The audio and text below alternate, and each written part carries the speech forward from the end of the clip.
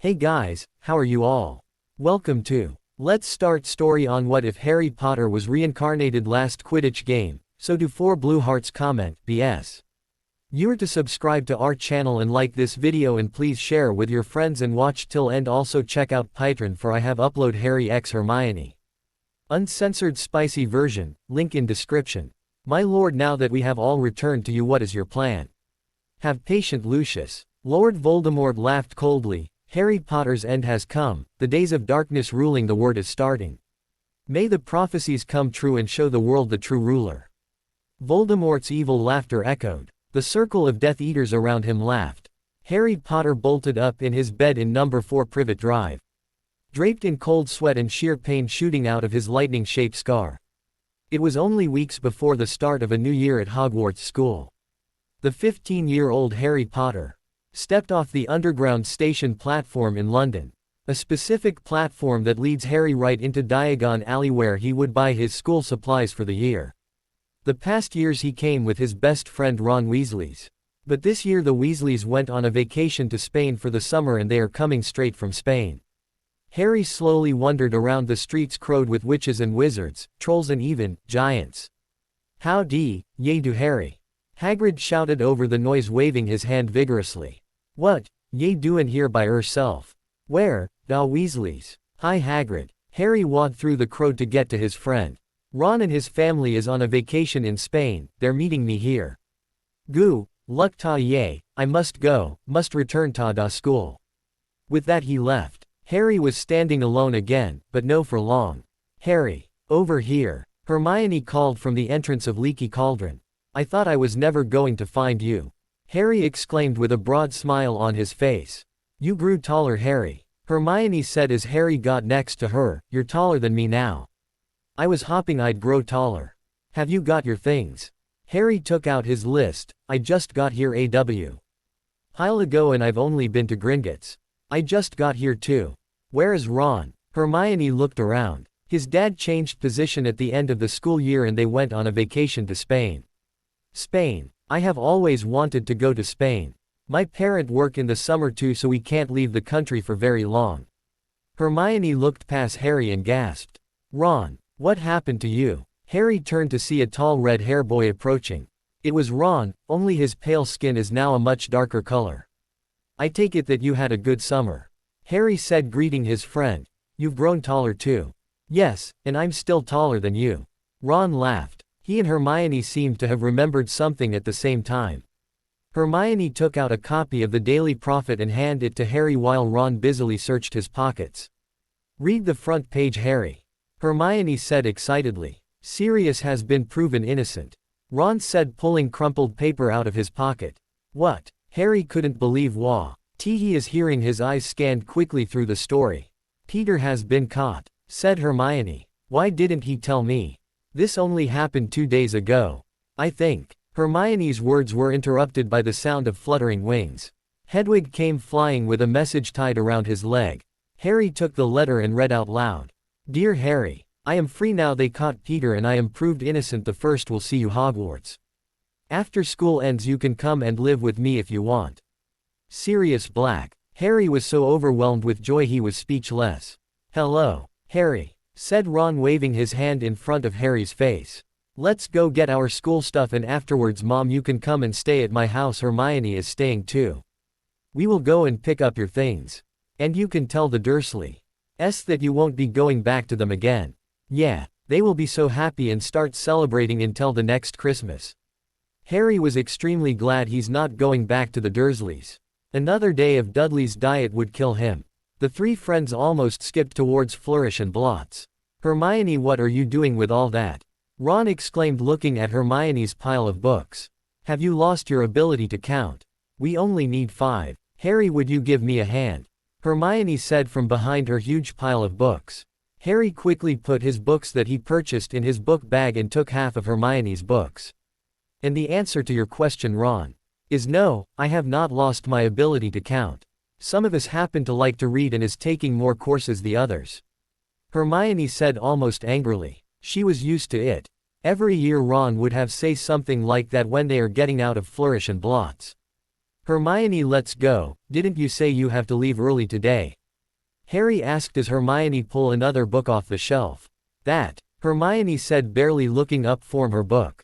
I said it just to get you and Ron out of the Quidditch supply shop. I thought you'd be smart enough to remember that I'm leaving with you guys to stay at Ron's. A familiar laugh came from behind them. Draco Malfoy. What do you want? Said Harry, looking at Malfoy. Beside him Ron and Hermione were also watching. Since when is this Potter and Friends only shop? Malfoy looked at Hermione's pile of books and added, what is a mudblood like you buying so many books on magic? Or are you buying it for Weasley here who can't afford a new quill? Shut up, Malfoy, said Harry, trying to hold Ron back. Is that the best comeback you have, Potter? Malfoy sneered. Let's get out of here. Hermione picked up her stuff and stepped past Malfoy. Harry followed, dragging Ron behind him. How could we just walk away like that? Ron protested as the trio walked away from Flourish and Blots. We are far too mature to play his game with him. Hermione said, as a matter of fact, don't you see? If you don't get mad at him, he lost. The purpose of teasing us is for him to get a good laugh at the emotions on our faces. Ron still turned away and sulked unhappily. Oh Ron, remember what we are going to celebrate. Harry quickly changed the subject. Sirius is proved innocent. We are not going to let Malfoy's stupid comments ruin our day, are we? Come on, let's go get some ice cream. At the sound of ice cream, Ron's face light up and he seemed to have forgotten all about what happened. You said the magic words. Hermione sounded quite impressed with Harry, it almost made him blush. Quickly Harry turned away and started jogging. Race you to the ice cream stand. He shouted at Hermione. Hey, not fair. You don't have so many books to carry. Hermione ran to catch up with Harry, who is now joining Ron at the ice cream stand. All three of them had completely forgotten their encounter with Malfoy only 5 minuets earlier. Hello Harry dear. Molly Weasley greeted the children at fireplace. How is your trip? Quote, fine Mrs. Weasley. Harry replied politely. And it was the truth. Harry had always had trouble with traveling by flow power, but this time everything went fine. He ended up in the burrow, the Weasleys' house, in one piece, not feeling at all dizzy. His friends appeared soon afterwards, followed by Ron's twin brothers Fred and George. Finally Mr. Weasley stepped out of the emerald green flame and the flickering green faded back into the familiar reddish-yellow glow. Percy, the Weasleys' third oldest son, suddenly appeared staring at his family in front of the fireplace in the family living room. Still showing off the fact that you can operate, huh Percy? Fred, the older of two twins, taunt his older brother. You are only saying that because you can't. Percy snapped back immediately. You two should stop bickering and grow up. Ginny, the youngest member of the Weasleys family, appeared in the room. Oh hi Harry, nice to see you. What's with her? Harry asked Ron quietly. Ginny was no longer the giddy little girl Harry had known. I don't know, since the end of last year she's been acting all mature and everything. Ron whispered to Harry, it's almost as if she's another person. Or she could just have grown up. Hermione injected, trying to be helpful. She too had noticed Ginny's sudden change. Before any of them can continue this discussion, Mrs. Weasley hustled them off to wash up for dinner. Dinner was wonderful, a huge feast compared to what Harry had been fed all summer long. The delicious smell of each fantastic dish made Harry's mouth water. Although Harry should be starving, he didn't seem to have an appetite. He was remembering his dream from the night before. All throughout the summer Harry had been having the similar dreams, only the one last night was far clearer and decipherable than the other ones. What were the prophecies the Dark Lord mentioned of? Why does it have anything to do with me? Hello. Ron waved a hand in front of Harry's face. His friend was staring off into space. Harry. Are you still alive in there? Are you all right? Hermione asked, sounding very concerned. When Harry's eyes focus on the reality he's living in again, he noticed everyone at the dinner table, all the Weasleys and Hermione, were staring at him with a concerned look on their faces. Is everything all right, honey? Mrs. Weasley asked. You haven't touched a bit of your food. Everything is fine, Harry lied, producing a smile. I was just a bit tired. You know, from the trip and all.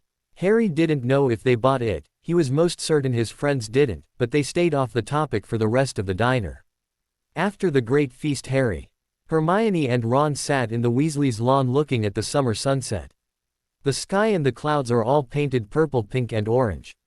The night crept slowly in and soon filled the dark sky with twinkling stars. The three watch all this in silence, not one of them stirred or have spoken a word. They all seemed to have very deep thoughts.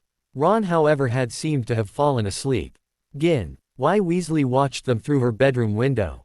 Her heart filled with bitter jealousy.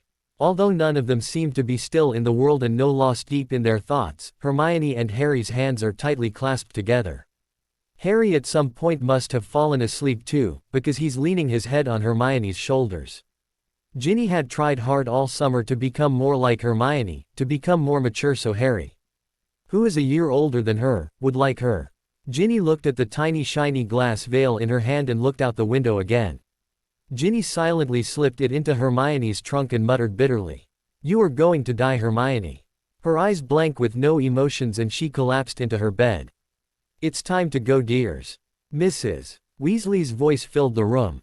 Three boys bolted straight up out of bed. The twins looked at Ron, who's yarning on his bed, and asked, "Where is Harry?" Ron looked around. Harry's bed was empty, his glasses gone and his trunks also gone. Ron was horrified. Had Harry ran away in the middle of the night? The twins obviously thought the same thing, because they looked at their little brother with their mouth wide open. "Did I miss the biggest fly-catching contest?" Harry said, walking into the room, finding Ron and his twin brothers looking at each other with their mouth hanging wide open.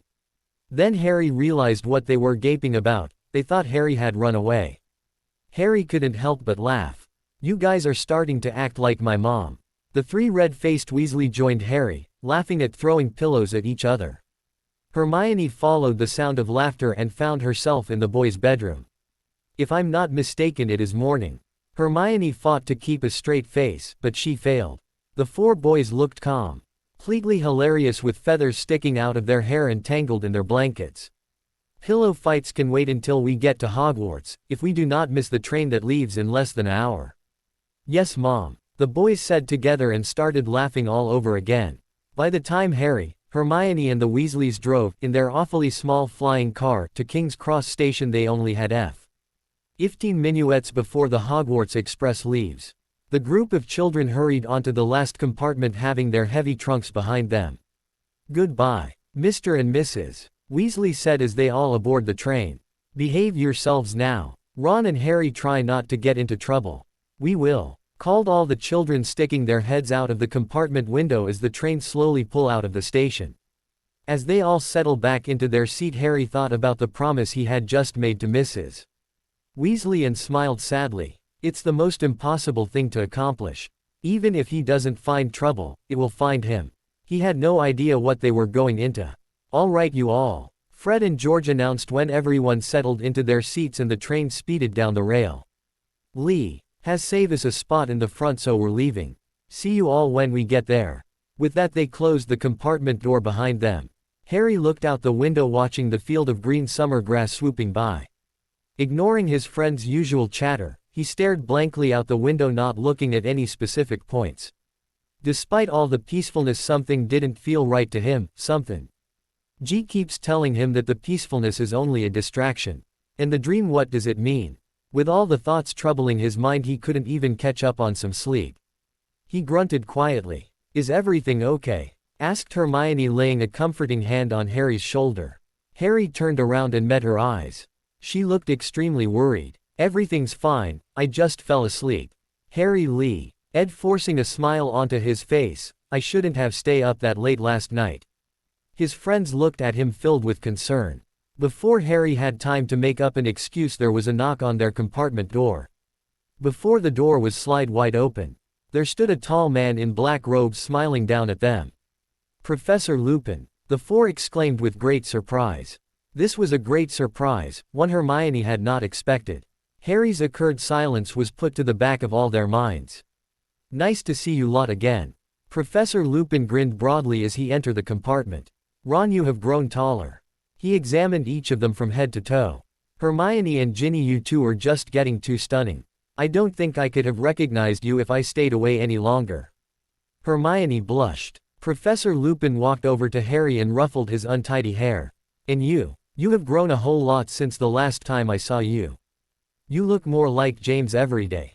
He smiled at Harry and whispered. Sirius gave me something to give to you. Hermione could see the professor slip a thick envelope into Harry's hand. Harry quickly pocketed it. Well, do you have enough space for me to join you? Professor Lupin smiled. We have more than enough space, Professor. Ginny said happily, offering Professor Lupin a seat. Before Professor Lupin has time to sit down, there was another knock at the door. Hi, is Ginny here? A girl with short blonde hair stood in the doorway. She was tall and slender, strawberry blonde hair and pale blue eyes. Hi, Melinda. Ginny was excited to see her friend. She got up and introduced her to everyone. This is Melinda, she's a Ravenclaw second year, she's the one I've been writing to all summer. Hi, Melinda. They all gave Melinda a wave. Melinda's pale cheeks flushed. Melinda, this is my brother Ron. Ginny pointed at Ron. And the girl across from him is Hermione Granger, and next to her is the famous Harry Potter. At that, the girl's eyes seemed to twinkle with excitement. Oh, Harry Potter. She rushed towards Harry. Can I have your autograph? As Harry wrote his name on a piece of parchment, the girl babbled on. Oh, thank you so much. I heard a lot about you and I've read every book there is about you, but I never thought I'd meet you in person. For a quiet-looking girl, she spoke way more than her share. Harry handed her the parchment. Don't go around telling everyone. Or showing it off, okay? Harry pleaded. Sure, I won't. Melinda nodded happily. Harry doubted she heard what he said. All right, I'm going to go and sit with Melinda now. Ate Ginny as she and Melinda left, closing the door behind them. Harry, Ron, Hermione and Professor Lupin took their places again. Aren't you going to see what's in the envelope? Asked Ron eagerly. Oh yeah. Harry quickly pulled out the thick envelope. Inside there was a letter and several photographs, and a thick little disc. Go on, read the letter first. Ron urged impatiently. Harry read. Dear Harry, I hope Hedwig got to you before Lupin did. He won't be teaching this year though. You won't. Harry stopped and looked at Lupin, who shook his head. Unfortunately, I will not be teaching, but I will be around the school. Lupin replied. Dumbledore had asked me to come just in case Voldemort decide to attack. Go on, keep reading. Harry read on. I do hope you would come and live with me after school ends. I'm at my own house now. I've started fixing up the place and I found these I was cleaning up and decided to send them to you. You might want pictures of you when you were young. Or to put into your photo album that Hagrid gave you. Harry carefully lay out the photographs on the empty seat between him and Hermione. Inside one of the pictures, his parents waving happily at him, with a little blue bundle in their hands in front of a house. That's your house before it was blasted apart. Lupin said, pointing at the house. Ah, look at that picture. Hermione pointed at a picture with just Harry wiggling in his little crib under his blue blanket. Harry felt his face redden. He thought he never had to go through this, since the Dursleys didn't have any baby picture of Harry. Look at this one. Ron said, picking up a picture of Harry pulling on Sirius's hair as Sirius stood holding little Harry for Lily. Looking at these pictures was like a trip down memory lane for Lupin. He felt tears flood into his eye. He blinked them back. Harry picked up the letter and read on as his friends gawked at the pictures. The disc is a message your parents had left for you. They told me if anything was to happen to them, I have to give it to you. Just press the button on the corner to start it. Harry curiously pressed the little red button on the corner of the black disc. A beam of light shot out of the center of the disc. In the light, a picture of Harry's parents appeared. Harry's hand trembled and his throat went dry. The figures begin to speak. Hi Harry, said James. We remaking this recording so that just in case anything happened to us you can still have something of us. Harry, we want you to know that we love you very much, said Lily. We won't ever leave you for no good reason and we want you to be happy. Harry's eyes watered and he could no longer hold it back. He didn't care if his friends are watching. He had never thought that he would hear his parents' voice again, but here they are standing in front of him, speaking to him. He wanted to be held by his mother, to be teased by his father, but that's something that is never going to happen. At this moment, the compartment was filled with the sound of Lily's singing voice. The song was so beautiful it would make a nightingale ashamed. He felt Hermione's hand touch his. He took it and squeezed it tight. When Lily's song finally ended, the image flickered and disappeared. No one spoke for a long time. I'm sorry, Harry. Lupin started. I didn't know it's all right. I have to thank you for giving it to me," Harry said, drying away his tears and forced a smile. Lupin's heart ached seeing the boy like this, but he couldn't think of a way to cheer him up. Just as Lupin is troubled by the thought, the solution came to their door. A woman pushing a cart filled with food came to their door. "Anything for you dears?" she asked. Harry took out his money bag. "Oh Harry, would you get mine from my trunk?" said Hermione. "It's under your seat." Harry bent over and pulled out Hermione's trunk. He unlocked it and lifted the lid. A sudden explosion caught him by surprise. A black flash zapped him and Harry passed out. Section My Lord. Diaresis Wormtail bowed in front of a hooded figure. Section The task went as it was planned, and it turned out the way you expect it to. Diaresis. Section So little Potter did grow. Diaresis the hooded figure's voice cold as the winter ice. Section That was just a warm-up. Diaresis the figure rubbed his hands together. Section Now, let the game begin. Diaresis. When Harry regained consciousness again, he was no longer on the Hogwarts Express. He was lying in a bed in the hospital wing with his friends next to him. There was also a young witch he didn't know dressed in nurse's robes. Section O. Harry. Diaresis Hermione's worried face was now lit with a smile. Her eyes were red as if she's been crying. Harry struggled to get up. Section Oh no, don't get up, you need rest. Diaresis Madame Pomfrey stepped out of her office with Professor Lupin and Dumbledore behind her. Section Ah Harry, you are awake. Diaresis said Dumbledore. Section Do you have any idea as to what happened on the train? Diaresis Harry shook his head. Section I was hoping you might, sir. Diaresis. Section Well, you had a nasty run-in with a powerful bit of dark magic placed in Hermione's trunk on the train. Diaresis Dumbledore explained. Hermione shifted in her seat uncomfortably. Section Professor Lupin here kept you alive. Diaresis. Section I guess I am really lucky then. Diaresis Harry smiled weakly. Section You were lucky, without you everyone on the train could have died. Diaresis. Section What? Diaresis Harry stared at Professor Dumbledore. Section Why? Diaresis. Section Well, you too. K the rather powerful blow from the dynamic charm all by yourself. Diaresis Professor Lupin explained. Section It was powerful enough to blow up the whole train, but you somehow absorbed or rather focused it on yourself. Diaresis. Section Yeah, you saved everyone.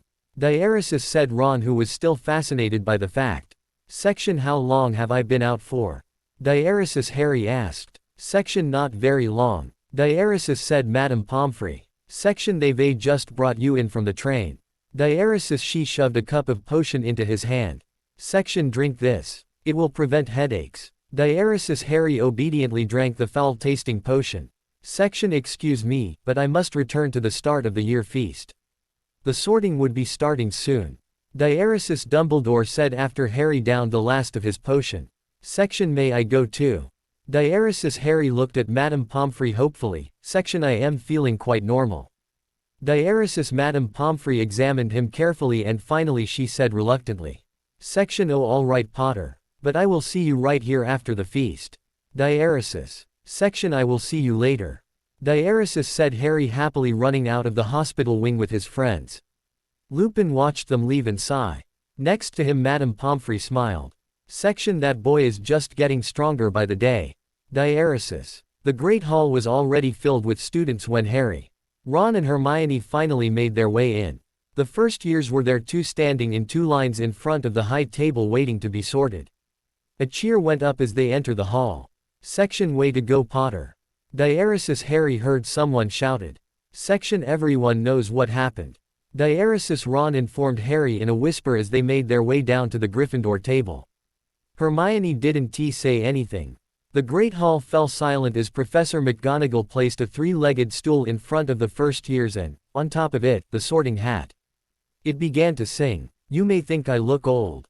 You may think I am broke. But I bet you will never find another hat so smart and bold.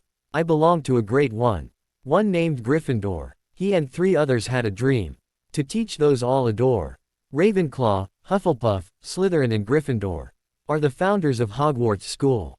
All of them have their values so into houses they divide. The Gryffindors are brave and bold.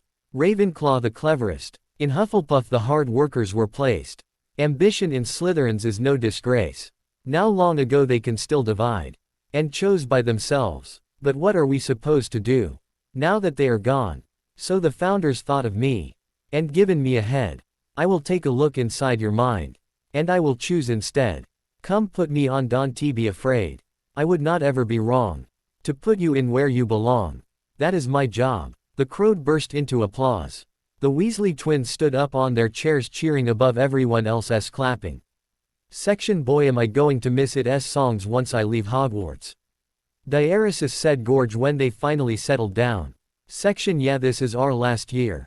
Diaresis, his brother, agreed. Section So maybe we should do something extra special, K Diaresis. Section Like maybe, K Diaresis. Section Getting good marks so you can come back and teach at Hogwarts. Diaresis, Harry suggested. Section The kid got a point. Diaresis, said Fred, putting a serious look on his face. Section I reckon so too. Diaresis, George nodded. And burst out laughing seeing the shocked look on Harry, Ron and Hermione's face. Section Nah. Diaresis, they said together. Everyone laughed. Even Hermione, who's been quiet all evening. Harry was glad to see Hermione happy again. He knows she's blaming herself for the incident on the train. Since it was her trunk and she did ask him to open it. Harry touched Hermione's hand. She turned around to face him. Section Hermione. Is your luggage okay after you know? Diaresis, Hermione could hear Harry over all the cheering as the first years are being sorted. Section You almost got killed and you wonder if my luggage is okay. Diaresis, Hermione exclaimed. Section Well, obviously I am alright, but I don't know if your luggage is. Diaresis, Hermione smiled and nodded. Good old Harry, even if he wasn't okay he'd still be worrying about her luggage. He always thinks of everyone else before himself. Section Herm, it's not your fault. Diaresis, Harry's voice was soft, his emerald green eyes shining. Section You didn't know. Diaresis. Section I should have. Diaresis, Hermione said harshly. Section I packed it, I should have known. Diaresis. Section Herm, they could have put it in after you shut your trunk. Diaresis, Harry said gently. Even if what Harry said was true, Hermione still couldn't forgive herself. She remembered his groans of agony as the dynamic charm zapped him. She had made him suffer. She had put him in pain. Harry evidently seemed to have read her mind. He squeezed her hands tightly in his and gave her an encouraging smile. She smiled back. Ginny watched this all from a distance where she sat alone. Tears filled her eyes. She was afraid. She didn't know what to tell them. Section Calvin Zachary. Diaresis, a tall sandy-haired boy, stepped up to the stool as Professor McGonagall called his name. He was as tall as Ron. He sat in the stool with the hat on his head. After a few moments the hat called out. Section Gryffindor. Diaresis. Section Edward Zachary. Diaresis, the last boy, stepped out into view. Harry assumed that the boy was the identical twin of Calvin Zachary. He too had sandy hair and was as tall as Ron. He sat in the stool, but before the hat even touched his ear it shouted. Section Gryffindor. Diaresis, the sorting has now ended. The two new members of Gryffindor came and sat down next to Harry. Section Hi, I am Calvin Zachary. Diaresis, said one of the boys holding a hand out to Harry. Section And I am his brother Edward Zachary. He's a bit older than me, so that's why he's a bit taller. Diaresis, Harry looked at the boys carefully. Yes, one was shorter than the other. Section We are 5th year transfer students from Canada. Diaresis. Section Okay, well I am Harry Potter. Diaresis, Harry smiled and took Calvin's hand. Section You are Harry Potter. Diaresis, Edward exclaimed. Section Yup. And this is my best friend Ron. And that is K Diaresis. Section Your girlfriend. Diaresis, Calvin asked looking at Hermione. She blushed. So did Harry. Everyone who was listening and started to laugh. Harry quickly shook his head. Section No, she's a friend. Only a friend. She's Hermione. Diaresis, Harry was still blushing. Section Right, we know. Diaresis, said George, who was standing nearby. Section I am Fred, and that is George. Diaresis, Fred popped up from next to George. Section Ron is our baby brother. Aaron T. Ronikins. Diaresis. Section Shut up. Diaresis, Ron said annoyed. The conversation was interrupted when Dumbledore stood up to speak. Section Welcome one and all. K Diaresis, his voice was drowned out by a loud sound of eerie music followed by a loud shattering sound. Every piece of glass, window and mirrors, shattered altogether. Everyone in the great hall froze, even the teachers. The silence didn't last for long, but long enough for Harry to wonder who would attack during the start of year feast. The still air was broken by the squeaks and screeches throughout the hall as every piece of glass shot up and hovered in mid-air. Chaos followed the squeaks. Glass pieces were zooming around, slicing and plunging into people's flesh. Each piece searched around hungrily for more prey, covered in blood. Section everyone. Quick outside. First years first. Diaresis Professor McGonagall was screaming at the top of her lungs over the chaos. Section prefects take your first years out. Diaresis. Harry looked around the hall frantically searching for his friends, not noticing a piece of glass coming up behind him. Section Harry. Behind you. Diaresis Ron called out. Section Stupefy. Diaresis Harry shouted, just in time to stop the glass from cutting straight into his heart. Section We have to get out of here. Diaresis Hermione said over all the noise. She, Harry, Ron and the Zachary twins stood tightly together, backs to each other. A swarm of glass hovered around them like mad wasps. Now Harry got a close view of one of the pieces.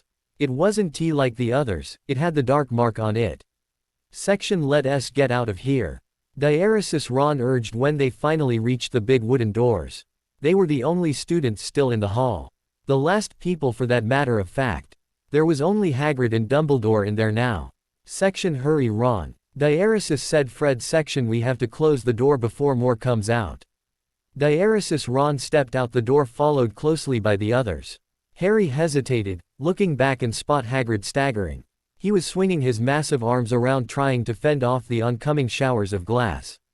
Harry ran to his aid without hesitation, not noticing his friend's desperate shout for him to come back. Section Stupefy. Diaresis Harry zapped a piece that was coming behind Hagrid, aiming for his head. Section Harry. What ye doin' here? Supposed ta be behind da doors in safety. Diaresis Hagrid bellowed angrily. Section But I couldn't just Diaresis Harry argued. Section No time now. Diaresis Dumbledore had reached them. Section Stand back now. Diaresis He closed his eyes and started muttering something, not noticing the sharp piece of glass coming behind him. The piece with the dark mark. Harry raised his wand, but another piece of glass sliced his arm. The pain caused him to drop his wand. He knew what he had to do. He stepped between Dumbledore and the glass. The pain was increasable as the glass forced its way deep into his chest. Harry didn't have to cry out in pain before he crumbled to the ground, unconscious. Everyone stared with their jaws hanging wide open. Ron was among the lot. He couldn't accept what he was seeing, his friend dead on the first day of school. But Hogwarts was supposed to be safe. Hermione next to him was crying and rushing over to see Harry. Section He would be all right. Diaresis said Dumbledore. Section We will get him to Madame Pomfrey. Now the rest of you go in and help your schoolmates to the hospital wing. Diaresis. Ron and Hermione wanted to see their friend, but there's work to be done. They helped the conscious students to the hospital wing, where many teachers were healing wounds and mending bones.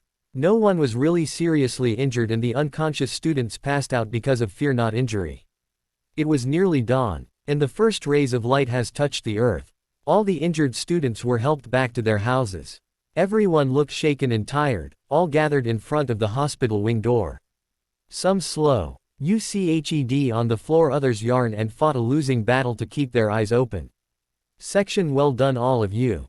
Diaresis said Professor McGonagall, looking at the students. Section You may all return to your dormitory now and get some rest. Diaresis They didn't need encouragement. All the students turned and started slowly towards their towers. As Professor McGonagall was about to step through the hospital wing door, a voice called out. Section Professor K. Diaresis. Section What is it? Diaresis She turned to face Ron and Hermione. Section Do you think we can see Harry? Diaresis Hermione asked. Section Now children I can TK Diaresis Professor McGonagall started to object. When Dumbledore stepped out of the door.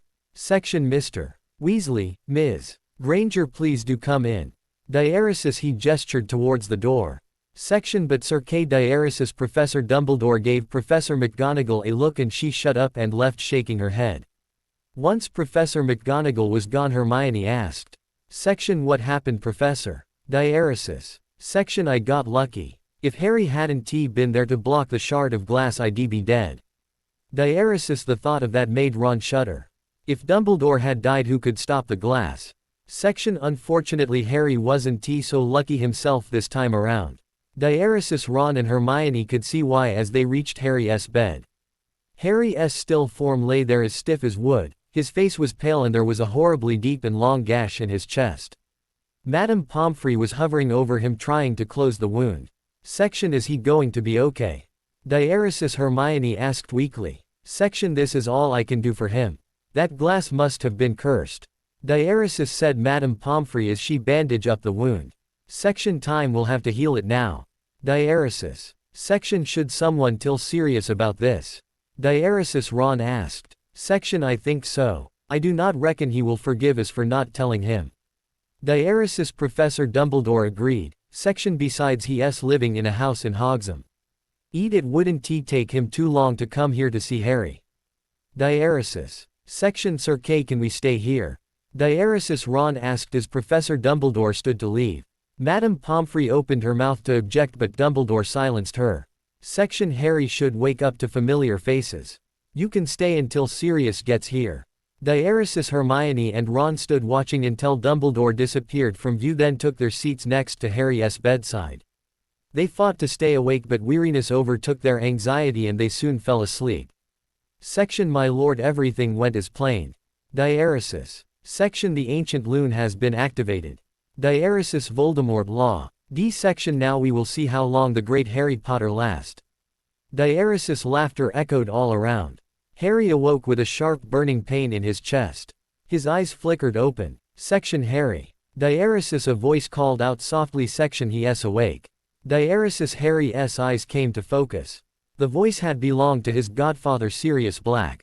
Sirius wasn't the only one bending over him. Dumbledore, Madame Pomfrey and his best friends Ron and Hermione, who looked like they've just woken up. Harry struggled to sit up and speak, but his wound wouldn't budge. It sent out stabbing pain causing him to fall back down.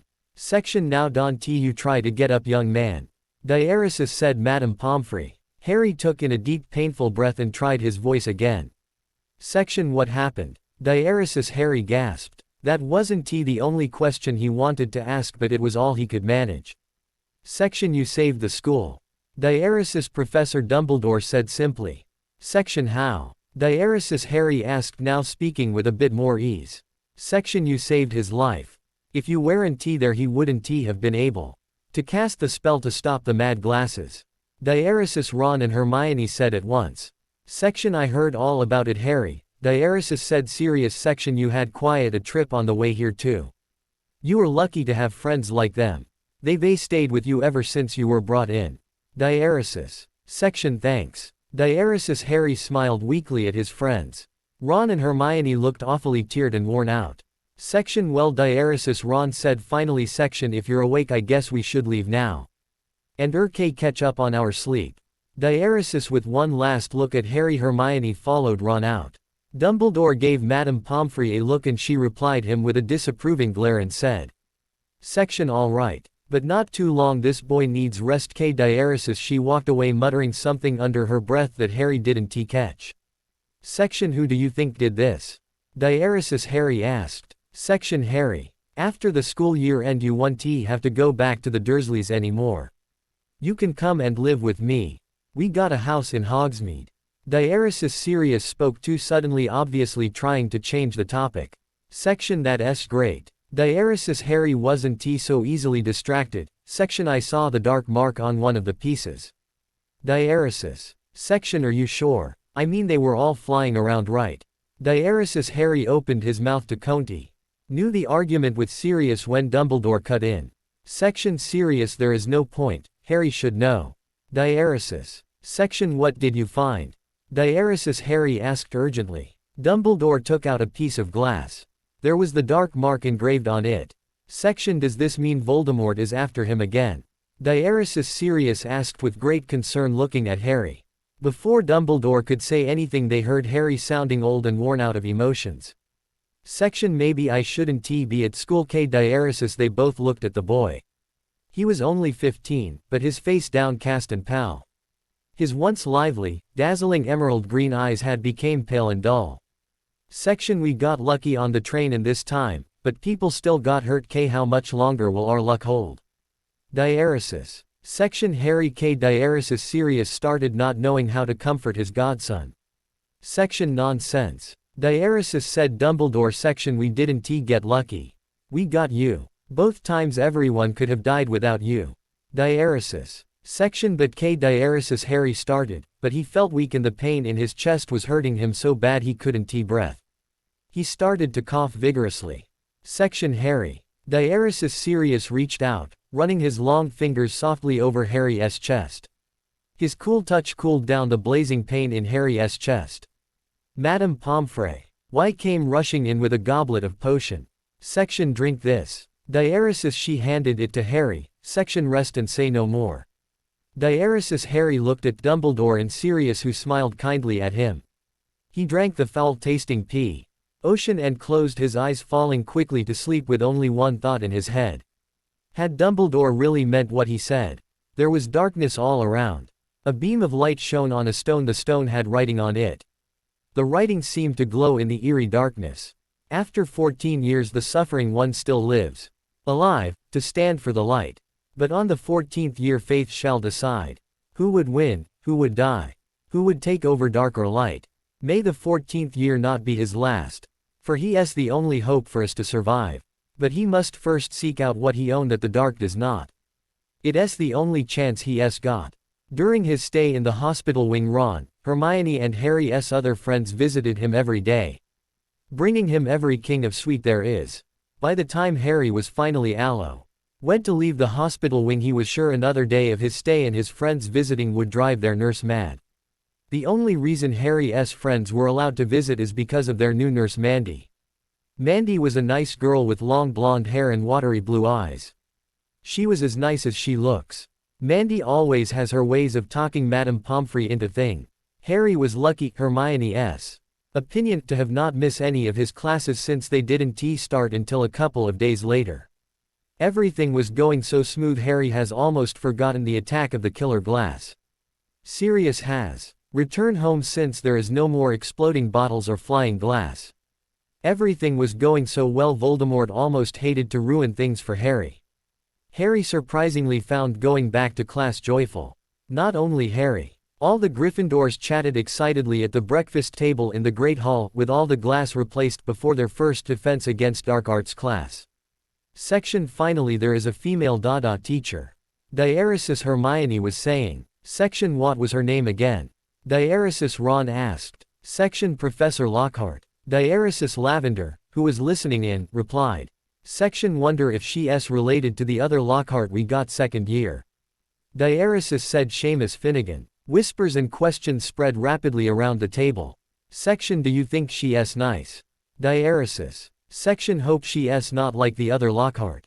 Diaresis Harry shuddered at the thought. Professor Lockhart had almost killed him even though not consciously. Section do you think she's a werewolf?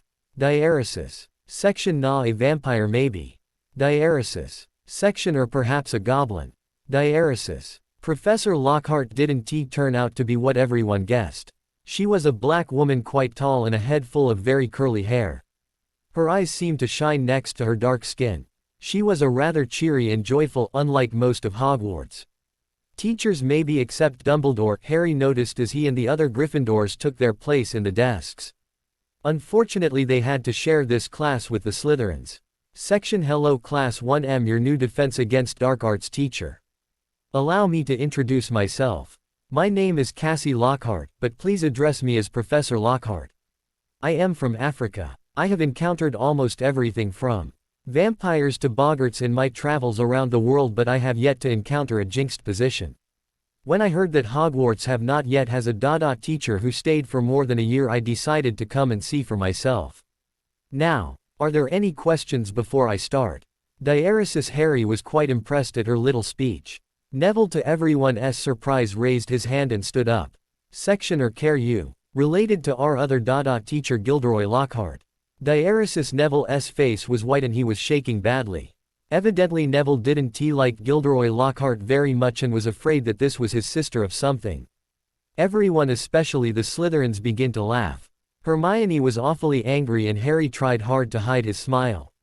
Section I hope I am not related to that fiction writer who likes to boast a little too much. Diaresis. She gave Neville a kind smile. Something appeared in Neville's desk, a chocolate frog with a note. Harry was able to see what was written on it. It said, "Don't worry, I didn't poison it." Neville relaxed a bit and smiled as he unwrapped the chocolate frog. Even if she was related to the other Lockhart, she was much nicer. Section Now class, how many of you has been in works of dark magic? Diaresis. Everyone's hands shot up. Section Not including the recent event. Diaresis' hands slowly went down until there was on one left except Harry, Ron and Hermione. Section I've heard a great deal about you three. Diaresis. She smiled again. Section Would you like to come up and share it with us? Diaresis. Ron and Hermione just stared at her. They clearly didn't want to.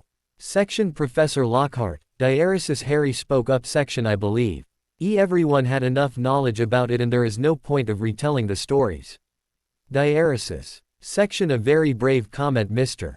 Potter. With a strong mind like yours and the bravery, not wonder you are still alive. 10 points for Gryffindor. Diaresis. For a frightening second Harry thought she was going to take off points. Everyone was liking their teacher more and more. Section She's the best teacher next to Lupin. Diaresis. Ron said as they walk out of Dada class. Harry agreed with all his heart. Section Harry. Ron, where are you going this early in the day? Diaresis. Hermione asked as Harry and Ron climbed through the portrait hole. Section It's Sunday. Diaresis. Section Well, you up early to yourself. Me and Harry have Quidditch practice. Diaresis. Ron explained. Section Ron. You are on the team too. Oh, why didn't you tell me? Diaresis. Hermione exclaimed. Section Well, he just found out from Wood yesterday. Ron is going to take Wood's place as the keeper. Wood is our coach, but he can play. Diaresis. Said Harry. Section Yeah, with Wood as our coach and Harry as captain we are going to rock the Slytherins this year. Diaresis. Ron exclaimed. Harry's face turned red. Section Ron. They haven't vote for captain yet. How do you know I am going to be captain? Diaresis. Harry was really embarrassed. Section We. It's not that hard to tell who everyone is going to vote for. Diaresis. Section Why not let Fred and George be captain? Diaresis. Harry said quickly. Section I mean this is their last year and they have more experience than I do in Diaresis. Section Whatever. I am still voting for you. Diaresis. They had already reached the Quidditch pit. Everyone else were already there waiting. Section Hurry up you two. Everyone has submitted their ballot. We are waiting for you two so we can count the votes. Diaresis. Wood was waving 2 sheets of parchment at them as they broke into a run to join the others. Section 6 Votes for Harry Potter. Diaresis. Wood announced as they counted up all the ballots. Section and 1 vote for Fred and George Weasley. Diaresis. Everyone cheered. Harry blushed. Suddenly Flash, a little silver bottle with wings, appeared. The loon. The eerie music they heard in the Great Hall and Voldemort's laughter. Flash. Harry was back in the Quidditch pit with the Gryffindor Quidditch team cheering around him. Section Oh Harry, this is great. Diaresis. Said Hermione, giving Harry a hug. Section I told you so. Diaresis. Said Ron. Section Wait, I don't want to be captain. Diaresis. Everyone around him stopped and looked at him. Section What do you mean, Harry? Diaresis. Fred asked. Section I am not as good or experienced as the rest of you and Diaresis. Harry blushed. Section I think Fred and George would make better captain than I would. Diaresis. Section Aw thank you Harry, but be serious, you do want to be captain don't you? Diaresis. George patted Harry on the head. Section I am serious, I don't want to be captain. Diaresis. Section Well, I suppose we can force him. Diaresis. Alicia said with much disappointment. Section Then who's going to be captain? Diaresis. Katie sounded a little troubled. Section How about the Weasley twins? Diaresis. Harry suggested again. Section I suppose Diaresis. Before Angelina could finish her sentence, Fred and George gave her and everyone else on the team a big hug. Section Thank you. Thank you all. Diaresis. Fred started as George bowed and blew kisses at everyone. Section We accept the position as captains. We promise we will make the best captains. Sorry Wood, but you know what they say, 2 heads are better than 1. Diaeresis. Section Not if there is nothing in the heads. Diaeresis. Draco Malfoy came walking in with the Slytherin team. Section Get out pussycats, we are here to practice, Diaeresis, said Marcus Flint from next to Malfoy. Section Aw Flint. I see you didn't make the English Quidditch team or the job as a flying teacher, why are you here? Diaeresis Wood said bitterly, glaring at Flint. Section I am the Slytherin team coach. The Gryffindors have won, so why shouldn't we? Now get out. We must practice. Diaeresis. Section We booked the pit first. Diaeresis, Harry said angrily as the Slytherins try to push pass. Section Tell them Harry. Diaeresis, said Fred. All the Gryffindors stood together to block their way. They were determined not to let the Slytherins get the pit. Section What are you going to do about it? Diaeresis, Flint challenged. Section You don't want to lose your job as a teacher, no do you? Diaeresis. Harry could see Wood's face turning sickening pale. This is Wood's first job. He cannot get fired and Flint knows it well. Section Let us have a game. Diaeresis. Harry quickly suggested. Section Winners gets the pit for rest of the year anytime they want.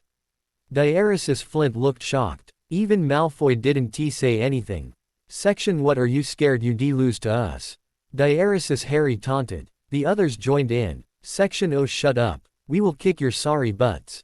Diaeresis. Malfoy finally said. Section But who is going to K Diaeresis? Before Malfoy had time to finish his sentence, Madame Hooch cleared her throat to make herself notice.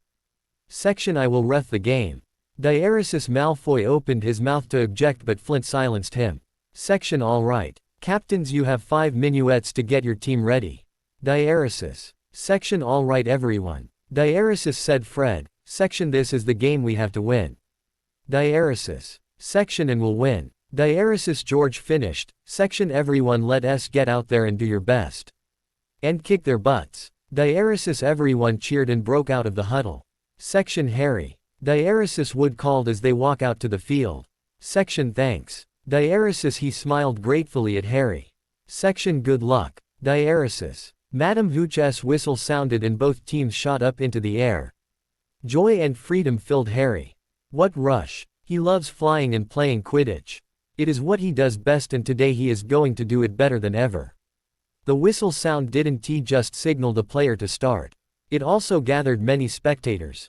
Groups of people made their way out of the castle and soon filled the stands. Section This is it. The battle for the Quidditch pit. Diaeresis. Lee Jordan said over the crowd's cheers. Section The winners will Avenue the right to the Quidditch pit for the rest of the year. Diaeresis. Hermione watched from below in a sea of people and deafening cheers. All the spectators' hearts bears one single wish for the Gryffindors to win, not the Slytherins though. Harry glides swiftly over the game, avoiding all the bulgers that come his way and watching for the snitch. Malfoy was not far behind him, stalking Harry like a hungry animal. As soon as Harry dives, Malfoy would do the same, hoping to snatch the snitch before Harry does. As Ron did a splendid save and passed the quaffle to Katie, who passed it to Alec. And scored on the Slytherins. Harry saw a flash of gold. Apparently no one else has seen it. The Gryffindor was up by 90 points, but Harry couldn't risk going after the snitch with Malfoy tailing him so closely. Then he suddenly remembered the move he had saw at the World Cup 2 years ago. Harry sped up and went into a sudden dive. That almost threw Malfoy off his tracks. Harry dived even faster and Malfoy had to strain to keep up. 5 feet. 4 feet. 3, 2, 1. Harry suddenly pulled up 1 foot away from the ground. Malfoy, however, wasn't so good. He has gained way too much speed to stop or pull up. The momentum sent him crashing into the ground. Harry flew quickly up and snatched the golden snitch right out of the air. Section Did you all see that? Harry Potter just performed a try. CK dive only professional players could do, and look what he's got in his hand. It's the snitch. Gryffindors have won. Diaeresis. Lee wasn't the only one that was excited. Cheers went up louder than bombs all around Harry.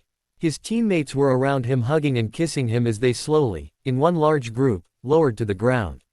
Section Oh Harry, where did you learn to fly like that? Diaeresis. Fred shouted over the noise as he ruffled Harry's hair. The girls were beyond words. They were hugging and kissing Harry. Even if he could hardly breathe, Harry felt that he couldn't have been happier in his life. They had won. Now they were in control of the Quidditch pit. Section Harry. Diaresis Wood called out. Section the audience wants you. Come on. Diaresis Harry got on his broom and once again lifted into the air. The crowd cheered as the team flew around the stadium. In the air Harry could see Hermione cheering with Neville and other Gryffindors. Above them Hermione has conjure up a banner saying "We love Harry Potter" and the multicolored message would disappear and the next message said "The best Quidditch player Harry Potter." There were little pictures of Harry swooping on the banner. Harry thought even if he didn't make it into the English Quidditch team when he gets out of school he is satisfied. When they finally landed in the middle of the field people gathered all around them. Hermione was the first. Section O. Harry, you are the best out there. Diaresis she wrapped her arms around Harry's neck and planted a kiss square on his lips. Harry could hear the catcalls, cheers and applause. He felt himself blush, but he didn't care. He kissed Hermione back and the two locked in a tight embrace for a long time.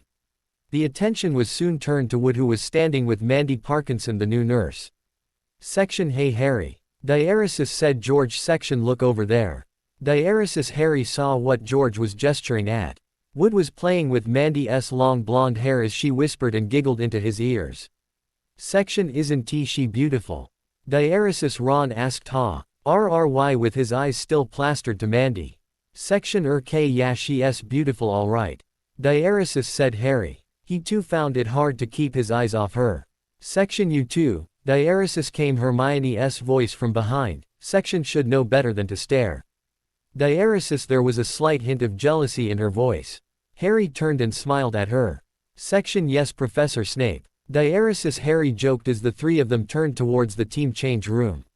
Section Speaking of Snap. Diaresis said Ron. Section He's not so nasty now I wonder why.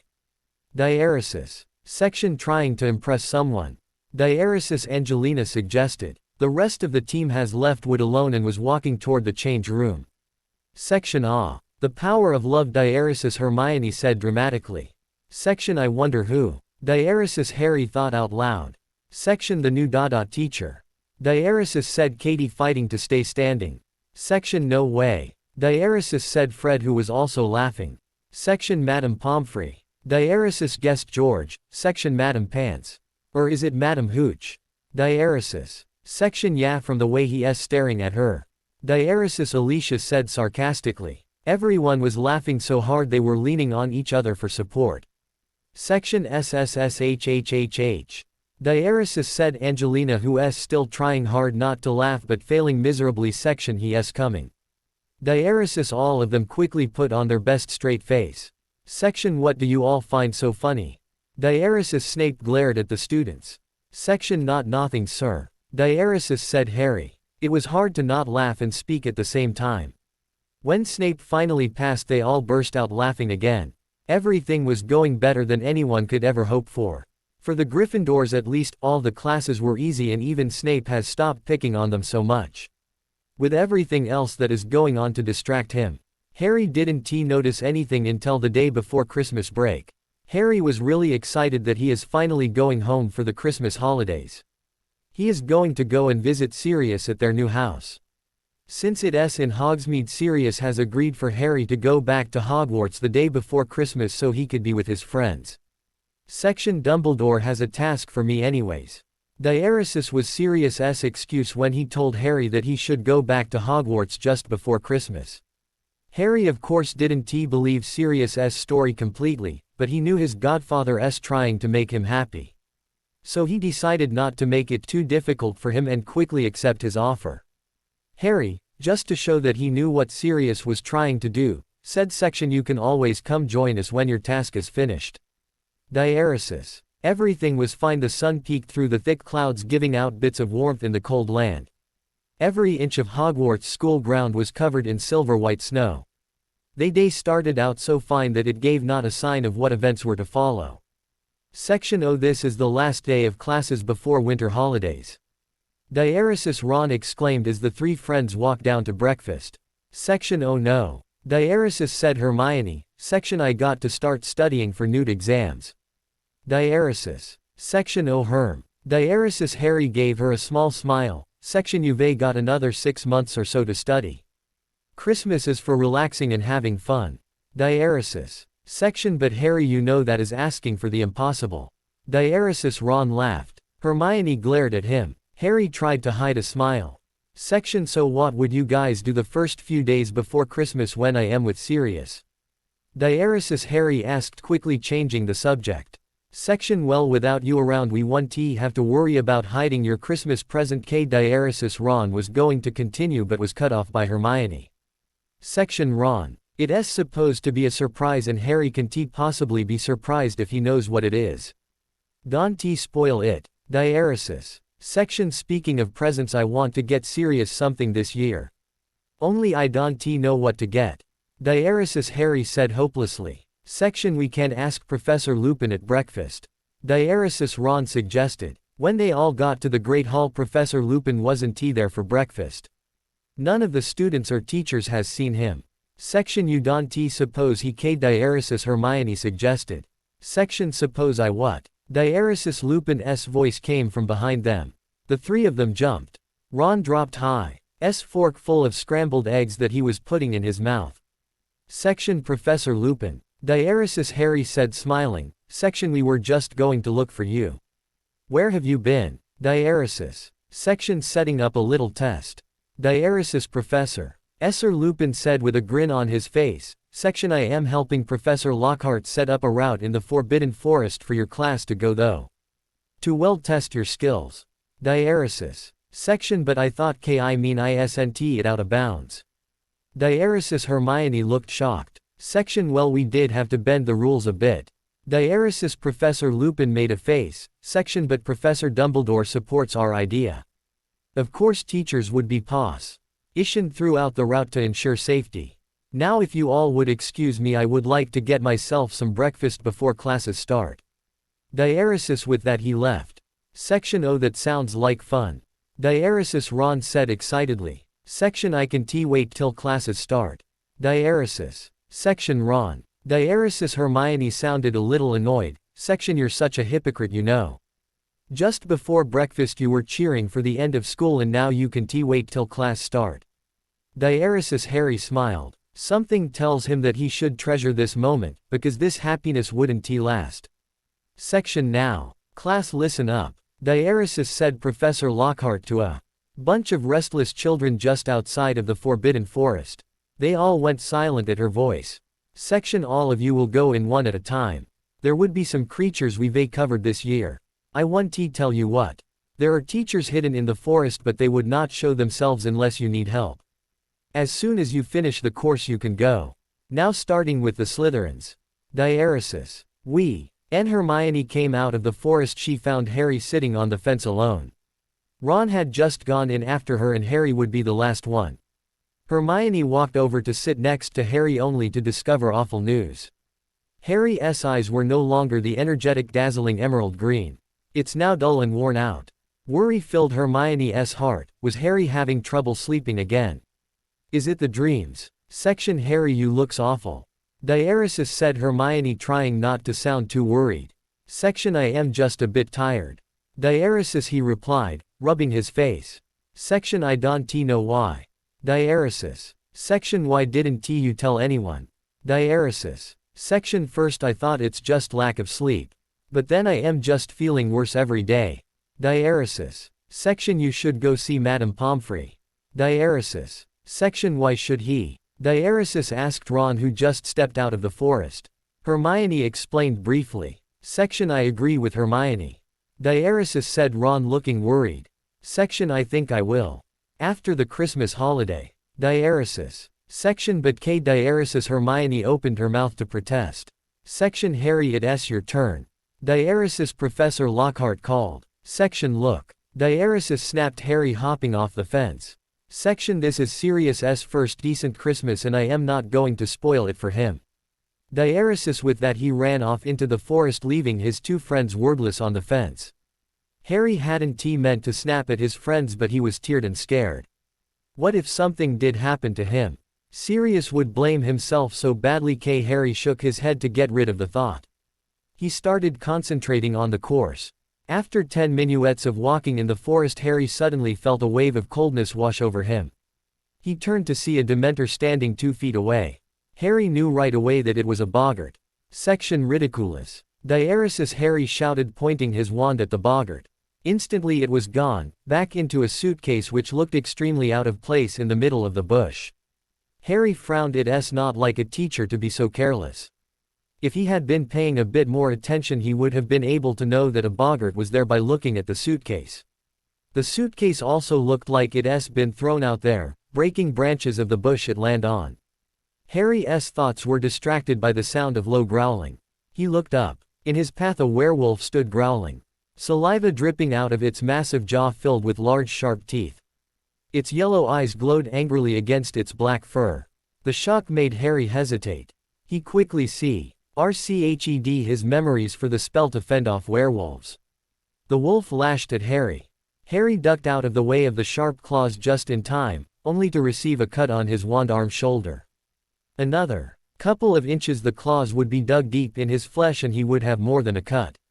Section Silvery. Diaresis, Harry shouted. A silver liquid shot out of his wand and onto the werewolf, making it howl in pain. It whimpered and ran off with its tail between its legs. Harry let out a deep breath in relief. He winced a little at the pain from his arm and decided to ignore and pay attention to the rest of the course. He started looking about for more attackers. Soon he met a red kappas, and a grindalo. Harry had no problem getting past them. He was only less than 15 feet from the exit of the foe. Rest when suddenly a strong wave to what seemed like pelting ice and snow washed over him and nearly knocked him off his feet. He managed to turn around and come face to face with a Dementor. It has its hood down, revealing its horrible and ugly face.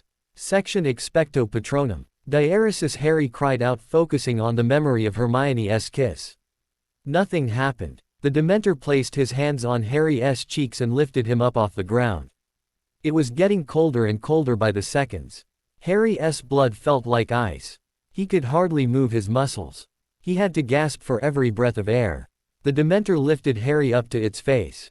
It opened its mouth and leaned his face down. Harry thought it was all over. He's dead, no worse, he's going to become a soulless shell. Just then he heard a shout. Omething Silvery came down on the Dementor. It let Harry go and ran off. Harry felt himself slowly fall down and felt his body crumpled onto the forest floor. A pair of hands lifted his head. It was Professor Lupin. He lifted Harry into his lap and put his warm hands on Harry's face and hands, desperately trying to warm him up. Section Harry. Are you all right? Diaresis, Professor Lupin asked, sounding very worried. Harry wanted to reply but he couldn't speak. His mind was swimming in darkness at the edge of unconsciousness. Soon he passed out. Lupin watched in horror as the boy's unfocused eyes fell close. The boy's body was colder than ice. Lupin had to strain to hear the boy's sallow breathing. Section Remus. Diaresis, Minerva McGonagall came running. Section Is he K Diaresis. Section He's alive Minerva. Diaresis, Lupin replied, looking over his shoulders at her. Section Barely. Diaresis said Severus Snape, bending down next to Harry's body in Lupin's arms. Checking the boy for his pulse and breathing. Section How is he? Diaresis, Albus Dumbledore had arrived too. Section Not so good. Diaresis, Severus answered. Section Where is the Dementor? Diaresis. Section We've got him anesthetized. It's over there. Diaresis, Minerva answered. A group of people from the ministry entered, followed by Cassie Lockhart. She was in tears. Section Oko, it's all my fault. I should have searched the forest more thoroughly. If I had, none of this would have happened. Diaresis, she shook furiously. Section Cassie, it's hardly your fault. Diaresis, said Severus, putting an arm around her. Section The other students didn't get attacked. It must have wondered in afterward. There is nothing you could have done. If anyone is to blame, it would be I was the closest, but I couldn't manage the spell. The spell even a child like Harry could have done. Diaresis. Section Now it's not the matter of who is to blame. Diaresis, said Dumbledore. Section Let us get Harry back to the castle. He needs care. Diaresis. Everyone stood up. Lupin picked Harry up in his arms. He would not let Harry die. Sirius would never forgive him. He would never forgive himself. A black unicorn. The keeper. The golden horn charging at him. A sword. A flash of wit light. The dark tunnels. A brightly lit cave filled with dragons and trolls. Harry opened his eyes. He stared up at the white ceiling of the infirmary. He tried to sit up. But couldn't he move a muscle? Maybe it had something to do with him being so cold. He slowly turned his head around. Madame Pomfrey was grounding chocolate into powder. Professor Lockhart was talking to Professor Snape in whispers. On the other side of him sat Professor Lupin looking miserable and Professor Dumbledore standing behind him. He was the first to notice Harry was awake. Section Harry. How are you feeling? Diaresis. Professor Dumbledore's voice got everyone's attention. They all turned to Harry. Section CKC. Cold Diaresis. Harry managed to chalk out. Section Here, eat this. Diaresis. Madame P. Pomfrey fed him a scoop of powdered chocolate. Incredible warmth spread through his body. After a second spoonful Harry sat up. Section Has anyone told Sirius about this yet? Diaresis. He asked urgently. Section Well no. We've just brought you in but I will Diaresis said Lupin standing up. Section No. Diaresis. Harry said quickly. Section Sirius. Don't need any more to worry about. And I am fine really. Diaresis. He smiled warmly at everyone. Alt. Huff. Severus's face didn't show it. He admired the child's bravery. The way he thinks about everyone else before himself. Like his father. James might not have thought about everyone before himself all the time, but when it comes down to crisis he was always the bravest and always cared for everyone around him. Severus had admired James too. That is more of a reason he had come to hate him so much. Section I am sorry I made everyone worried. Diaresis. Harry apologized. Section Harry, it's I who should be sorry, not you. Diaresis. Tears streamed down Lupin's cheeks. Section If I had got to you sooner you could have died. Diaresis. Lupin looked down. Something cool touched his tight fists. Harry had laid his hand on Lupin's. Section Don't blame yourself. Diaresis. Harry still wearing his smile. Section I haven't thank you for saving my life yet. Diaresis. Lupin looked up at Harry and smiled back. Section All right now. This boy needs his sleep. Diaresis. Madame Pomfrey handed Harry a goblet of sleeping potion. Section You can all see him tomorrow when he leaves. Diaresis. Section Wool. Do you tell Ron and Hermione that I am okay? Diaresis. Harry asked Lupin. Section But don't tell Sirius what happened. Diaresis. Harry looked at Lupin pleadingly. Lupin smiled and nodded. Harry drank his potion as the teachers all left and soon fell asleep. Dreaming about going home for the Christmas break. The next morning by the time Harry got up Ron and Hermione had done their breakfast and was sitting by his bed. They were overjoyed to see Harry okay. They had forgotten all about their talk the day before. Section Harry. Ron and I packed some of your stuff up in a bag for you after the others have left. Diaresis. Said Hermione. Harry at the branch Madame Pomfrey had brought for him. Section Is it really that late? Diaresis. Harry asked in disbelief. Section Yeah. We thought you were going to sleep through today. Diaresis. Ron joked. Section It's not his fault. Diaresis. Hermione snapped. Section He had sleeping potion. Diaresis. Then she turned to Harry. Section Hurry up. Sirius is coming to get you soon. Diaresis. Section You don't want to still be in the infirmary when he comes. Not after we got everyone to shut up about it. Diaresis. Said Ron. Harry smiled at his friends. Section Thank you guys so much. Diaresis. He said. Section You re the best friend I've ever had. Diaresis. Section Hey. There's nothing to thank us for. Diaresis. Ron had turned pink. Section You've covered for us tons of times. Besides that's what friends are for. Diaresis. Section Potter. Diaresis called Madame Pomfrey. Section You better hurry up or your cover will be blown. Diaresis. Section Are you sure you guys don't want to come? Diaresis. Harry asked 20 minutes later, outside the castle with Sirius. Bidding his friends goodbye. Section Go on. Don't keep Sirius waiting. Diaresis. Said Hermione. Section Yeah go on and have fun. Diaresis. Said Ron. Section But then you two would be the only Gryffindor Diaresis. Hermione cut him off. Section We'll be fine now leave already. Fred and George are here too. Diaresis. Section Yeah. It's only for 3 days. Diaresis. Ron chimed in. Section All right. Bye see you in 3 days. Diaresis Harry walked over to Sirius. Section ready to go. Diaresis Sirius asked. Harry nodded looking back at his friends. Giving them a last wave as he and Sirius say higher and higher off the ground on Sirius's motorcycle. Section I should have gone home. Diaresis Ron groaned. Section it's so boring. Diaresis Hermione had to agree with Ron. Without Harry around everything is just not the same. There is still one more days till Christmas Eve, till Harry and Sirius would return to Hogwarts. It's only been one day and Harry has already sent them an owl. Early morning that very day Hermione awoke to Hedwig's taps against the girls' dormitory window. Hedwig had two letters, one for Hermione and Ron and the other one just for Hermione. Hermione opened her letter first.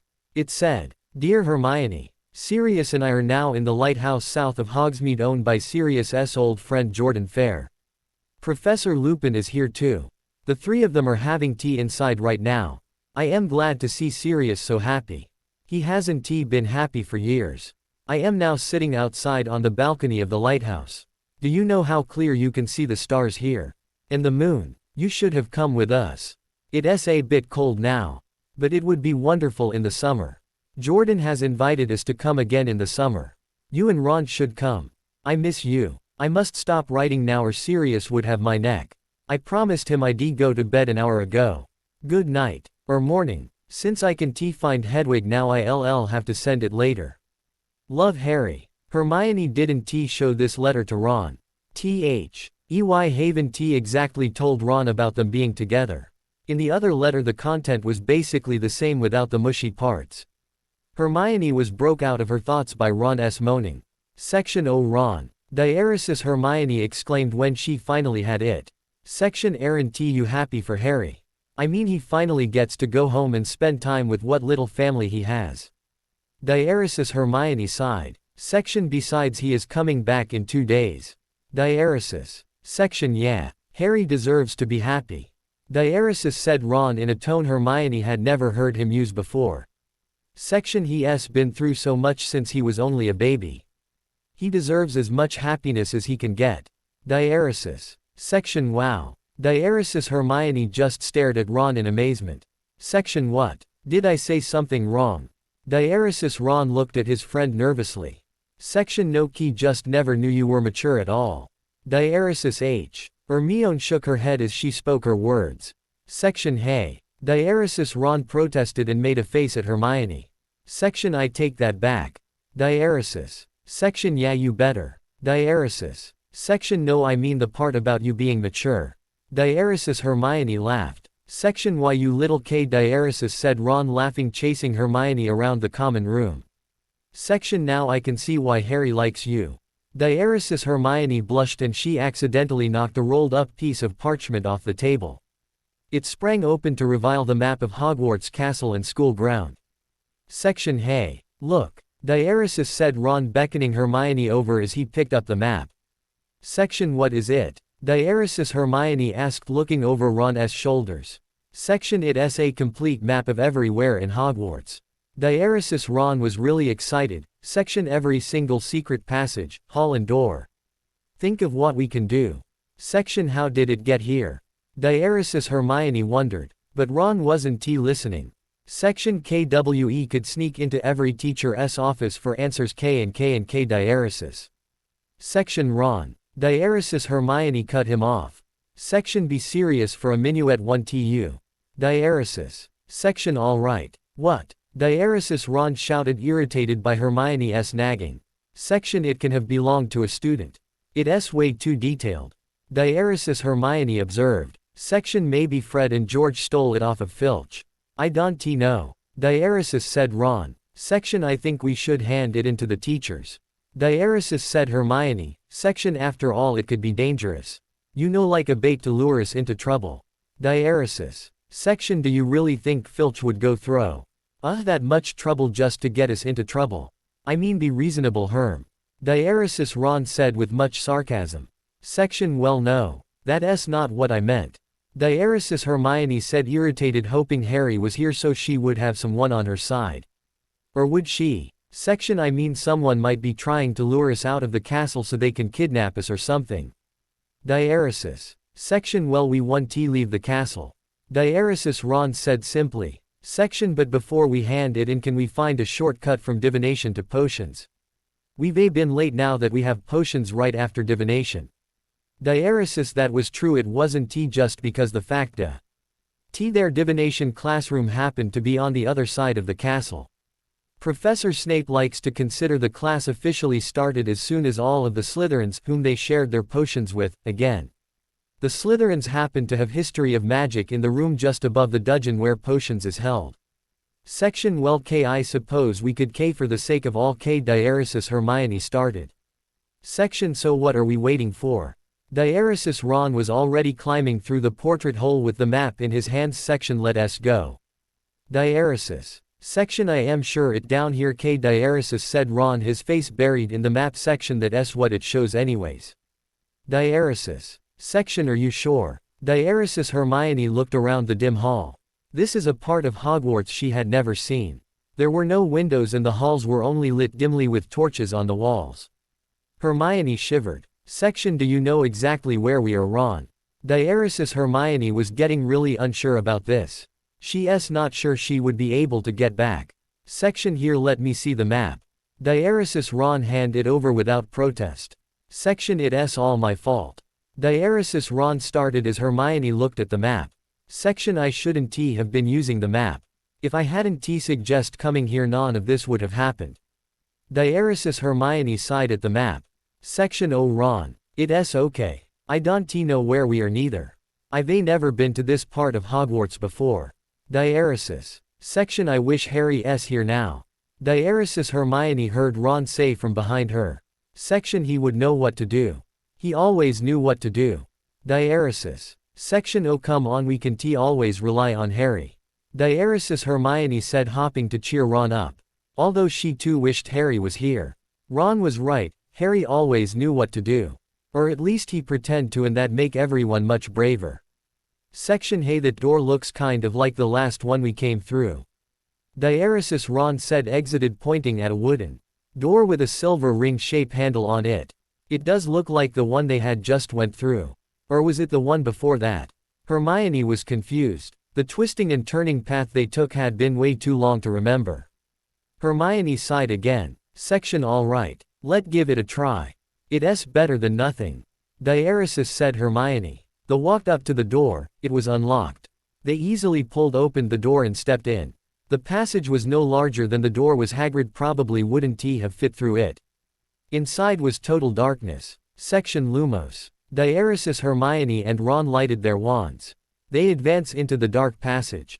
The passage twisted and turned again and again. They walked for about 20 minuets before reaching a clearing. Section Oh great. A dead end. That is just what we need. A dead end. Diaresis, Ron kicked the wall in frustration. A section of the wall, next to the part where Ron had kicked, slid open to reveal an entrance to another chamber. Hermione stuck her wand through the door, but the light of her wand was not enough to reach the far edge of the chamber. Section Should we go in?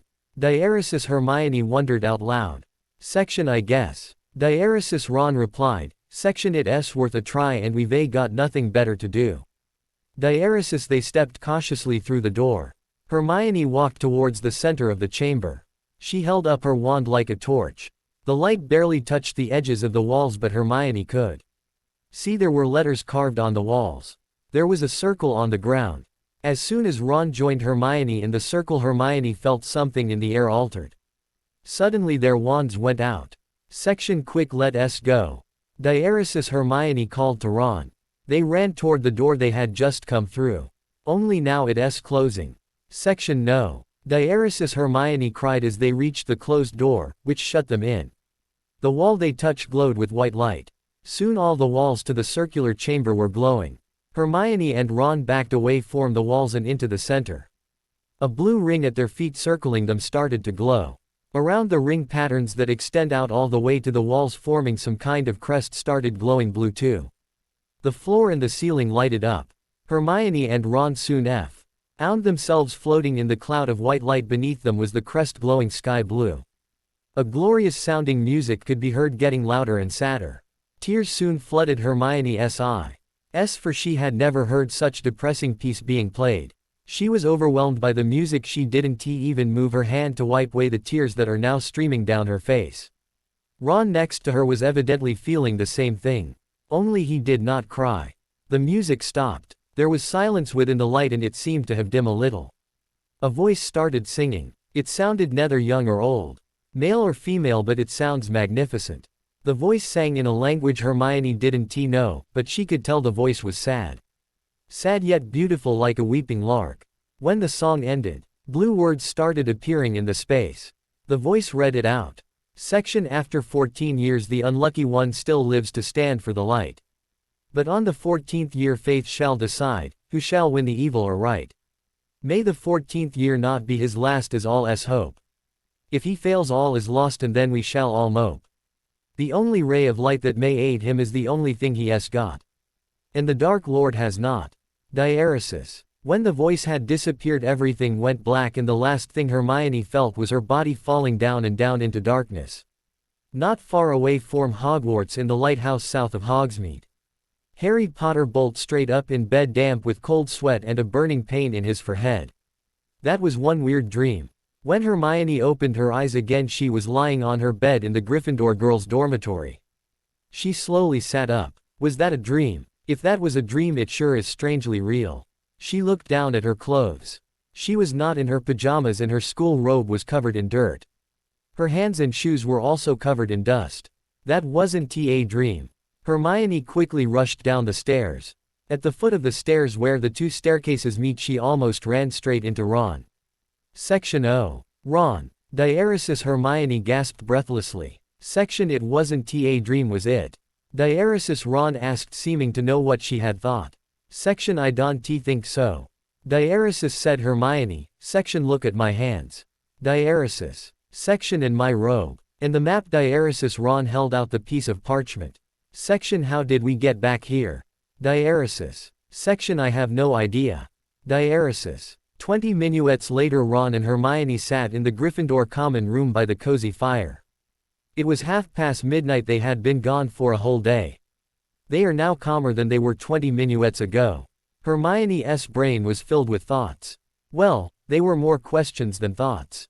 The worst part was that she couldn't answer any of them. What was that they saw? How did they get back? What did it mean? Were we meant to see it? Hermione was feeling extremely frustrated. Section Ron, do you remember what the words said? Diaresis. Hermione asked, reaching for a quill and a bit of parchment. Section I want to write it down. Diaresis. Hermione hadn't forgotten what the words said. For the matter of fact she wasn't sure she'd ever forget it, but anything to get Ron talking again. It was getting quite freaky. Ron has been so quiet that it felt like Hermione was sitting all by herself. Section After 14 years the unlucky one still lives to stand for the light. Diaresis. Ron started now, leaning close to look of the parchment as Hermione scrawled down the words. Section But on the 14th year faith shall decide, who will win, dark or right. Diaresis. Hermione recalled out loud as she wrote. Section May the 14th year not be his last is all's hope. Diaresis. The next line flowed out of Ron's mouth. Section If he fails all is lost and we shall all mope. Diaresis. Section The only ray of light that may aid him is the only thing he has go and the Dark Lord has not. Diaresis. The two friends recited the last lines together. Section Well, one thing we can know for sure is at the Dark Lord is probably you know who. Diaresis, said Hermione. Section But who would be the unlucky one? The one that stands up to the Dark Lord. Diaresis. Ron wondered, staring once again at the sheet of paper. Just then something accrued to him. Section Hermione. Could the unlucky one be referring to Harry? Diaresis. Hermione looked up, her face filled with shock and worry. Ron didn't notice this. He was reading the paper again, hopping for more clues. Section I can be Harry. Diaresis, said Ron. Section It says 14 here and Harry's 15. Diaresis. Hermione lightened up a little. Section Yeah, unless. Diaresis. She trailed off. Section Unless what? Diaresis. Ron asked, yawning. Section The scroll of birth is never wrong. Diaresis. But that didn't make Hermione feel any better. Hermione tried to stay awake but tiredness overtook and soon she too fell asleep after Ron. The portrait hole swung open. The Weasley twins walked into the Gryffindor common room where they found Hermione and Ron asleep in the armchairs. As they tried to creep closer, the two sleeping figures woke up. Section: Where have you guys been?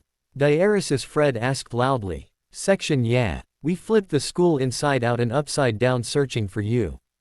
Diaresis George added helpfully. Section: You told the teacher. Diaresis Hermione asked, fully awake now. She didn't want to get in trouble. What would they tell Professor McGonagall? Section: No. Diaresis Fred replied. Section: We went searching for you ourselves. When we came back from dinner last night, the map that we made was gone, and so were you too. Diaresis. Section: You made the map. Diaresis Ron sounded pretty amazed. Section: Of course. Anyways, we thought you might have gone off the search for a shortcut to Snape's dungeon. Diaresis Hermione gaped at George's comment. Section: How did you know? Diaresis. Section: Well, what else would you two be looking for? Diaresis Fred answered. Section: But you see, we just put that on there as a protection. Diaresis. Section: So you mean there is no shortcut? Diaresis Ron looked furious. Section: Precisely. We don't want everyone to be able to use this map. In case it falls into the wrong hands, so we put on a spell that scrambles up the map. Diaresis. Section: Declado. Diaresis said Fred, pointing his wand at the map.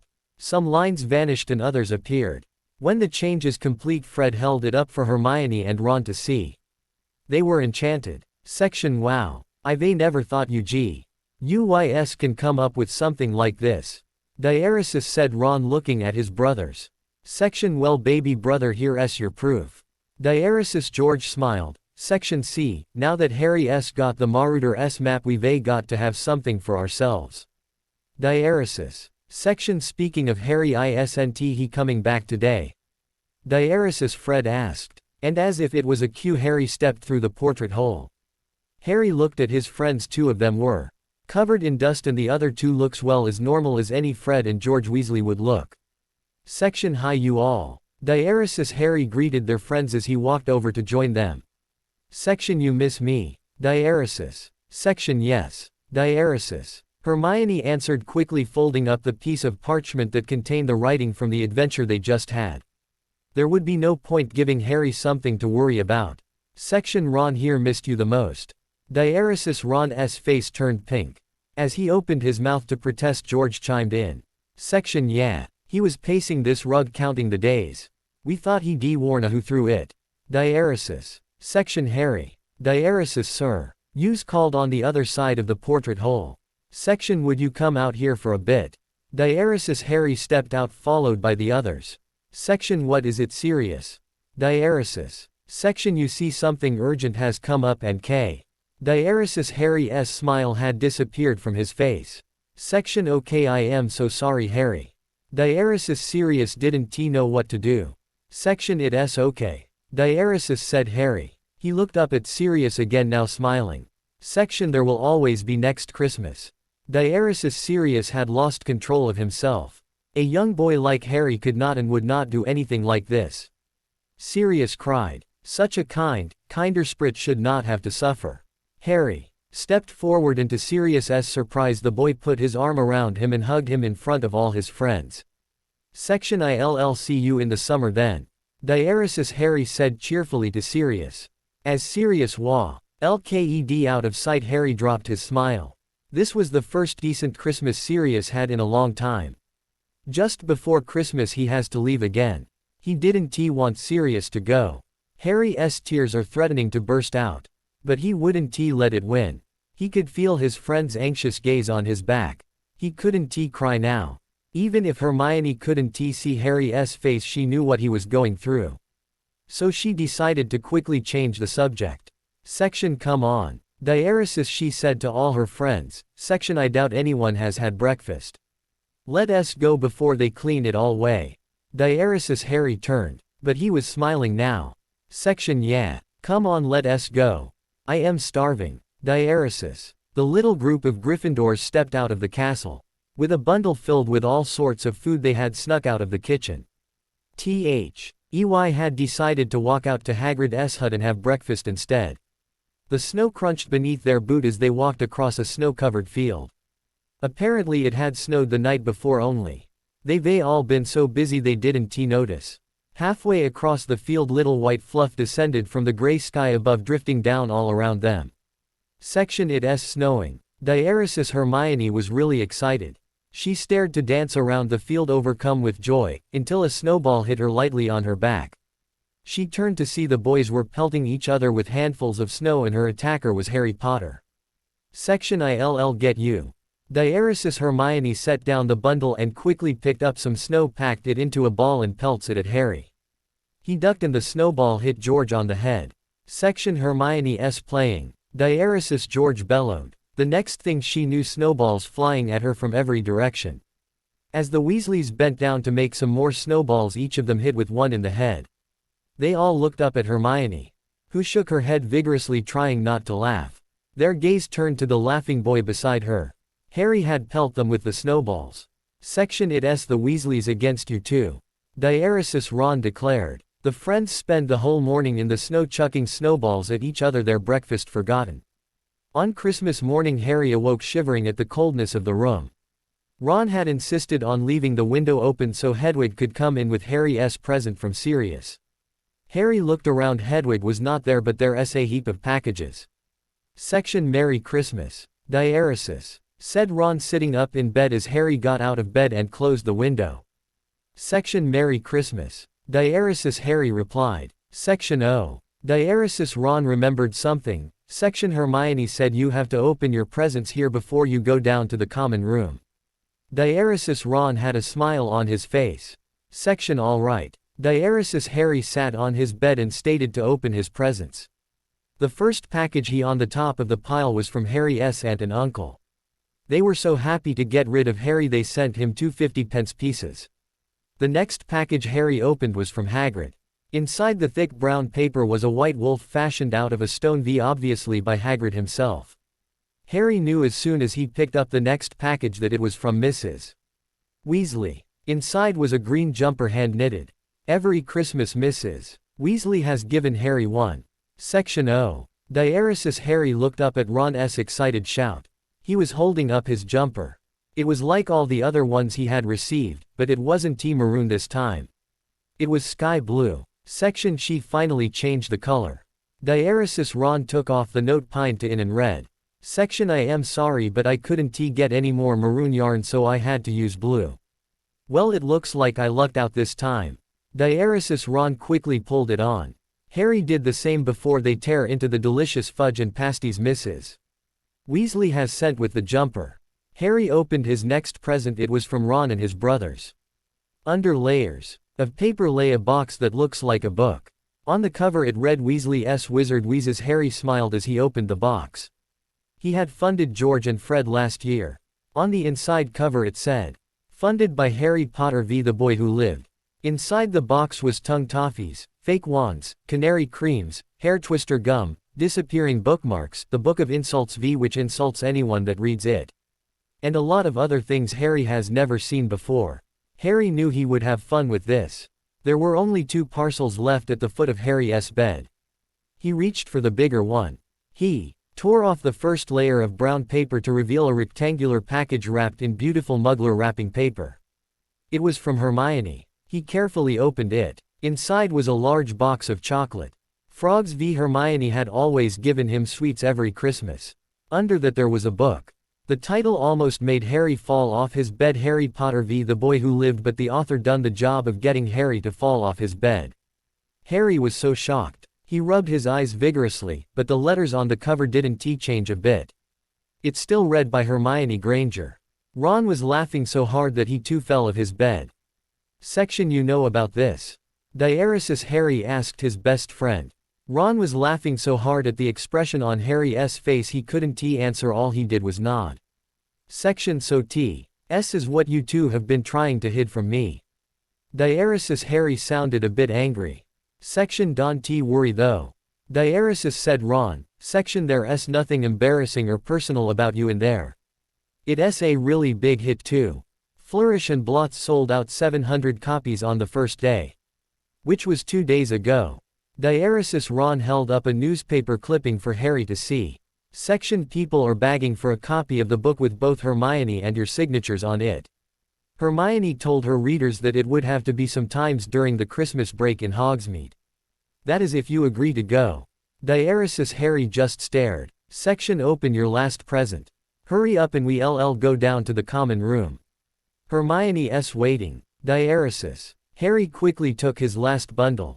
It too was rectangular. On the paper in familiar handwriting said to Harry from S. Sirius. Harry tore off the paper and inside was a black case. Inside the case there were 3 necklaces. Each of them had a very special stone strung on a gold chain. The stones themselves were almost transparent. On it was their names. Inside the stone was a whirl of color. Harry's was gold and green. Ron's was silver and blue. Hermione's swirled silver and pink.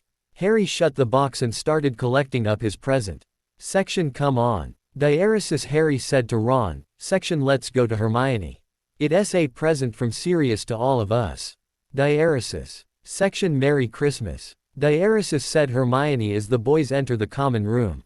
Rmi1 was wearing a pink sweater obviously given to her by Mrs. Weasley. Section you look great in your sweater. Diaresis said Harry. He could feel his face turn red. Section Harry did you like your surprise? Diaresis she was blushing. Section well, it was a surprise. Diaresis Harry said with a smile. Hermione blushed some more. Harry quickly remembered the box in his hand. He sat down on an armchair next to the fire. His friends sat around him. Section what's in the box? Diaresis Hermione asked looking at the black case in Harry's hands. Section who is it from? Diaresis Harry opened the case. Section it's from Sirius. Diaresis Harry replied turning the box to his friends so they can see. They both gasped, dazzled by the color of the stone. Section Sirius got one for each of us. Diaresis he took out the one with Ron's name on and gave it to him. Section wow. Thanks. Diaresis Ron studied the stone. Section it's got my name on it. Diaresis. Section here is yours. Diaresis Harry said holding the pink one out to her. Section you want me to put it on for you. Diaresis Hermione nodded turning pink. Harry knelt on the floor. Next to where Hermione sat and he put his arm around her neck to fasten the necklace. Harry felt Hermione's soft brown wavy hair on his hands. The hatch on the necklace caught on, but Harry's hands didn't let go, they stayed around her neck. Hermione reached into the case and took out Harry's necklace. She fastened it around his neck. They gazed into each other's eyes for a long time forgetting Ron's presence. In the end Ron, Fred and George's giggle broke their long gaze.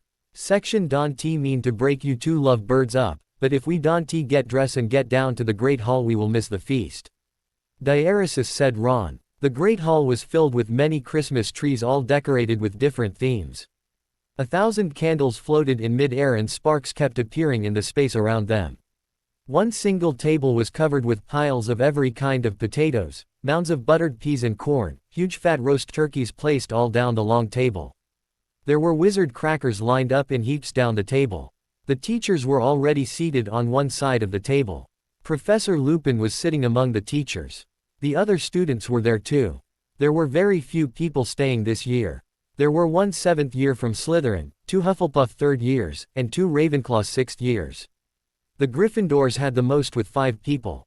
The feast was great as it always was. After they had their dessert of flaming Christmas pudding something white began to fall from the sky. Harry was the first one to notice the snow. He looked up, the ceiling was no longer there. Snow started to fall faster and harder. Soon there was at least 3 feet on snow on the Great Hall floor when the snow stopped. Harry picked up a handful of snow and pelted it at Professor Lupin. He shouted section students against teachers. Diaresis soon the teachers and the students of Hogwarts were throwing snowballs at each other. Even Professor Snape joined in on the teachers while the 7th year Slytherin joy. Ned the other students on the fight against the teachers. Hours later everyone lay wet and exhausted on the ground. The snow has disappeared and the roof was covering them again. Section all right. Diaresis. Dumbledore said finally getting to his feet. Section I think we should call it the day and get off to rest. Diaresis everyone in the hall stood up and made their way back to their common room. The 5 friends Fr. Own Gryffindor too made their way down the hall into their common room. Laughing the whole way until they all separate and move to their beds. Section good night Harry. Diaresis Ron said sleepily. Section you had fun. Diaresis. Section yeah k Diaresis Harry said feeling too exhausted to keep his eyes open. Section good night. Diaresis. Section fine try it on me. Diaresis. Section alright Diaresis he picked up the knife. A scream of pain, then many screams rose all around. Blood. The pendant. Section come on Harry or we will be late for Dada class. Diaresis Ron called from way ahead of him. Section why are you walking so slow? Diaresis. Section Harry. Are you feeling okay? Diaresis Hermione asked dropping back to wait for Harry to look at him. Harry seemed to look much worse than he was before Christmas. Section I am fine. Diaresis Harry said quickly. Hermione didn't look convinced. Harry smiled weakly. Section I promise I will. See Madame Pomfrey after class when we have break okay? Diaresis. Section come on. Let us go. Diaresis Ron shouted. Section welcome back to class. Diaresis Professor Lockhart said cheerfully. Section I trust you've all done the written part of your last assignment on our last unit. Diaresis the class groaned and took rolls of parchment out of their bags. Section Accio homework. Diaresis Professor Lockhart collected all their homework and she took out a TTLE knife from her bag and placed it on her desk. Section now class. I would like to get started right away on our next unit. Turn to page 634 How to protect yourself against dark magic. I will assign the reading for homework. I would like to teach you some spells now. Diaresis she picked up the knife and slit her palm. Half of the class gasped. She pointed her wand at the cut and said Section Medicor Diaresis the cut immediately disappeared. Section that class is the healing curse for healing small cuts and wounds. If you k Diaresis Malfoy cut her off. Section it's just a fancy trick of yours. Diaresis he sneered. Section you probably put a cur. Say on that knife so it makes a cut that only looks like a cut. You are trying to make us cut ourselves. Diaresis Malfoy looked at Professor Lockhart sending her a challenging glance. Section fine you try it one me. Diaresis. Section okay. Diaresis Malfoy said simply. He grabbed the knife on his desk. Section wait. Diaresis Harry cried out. Everyone looked at him. Section why don't you try it on me? Diaresis. Section why should I? Diaresis Malfoy questioned. Section she could have put an protective spell on herself.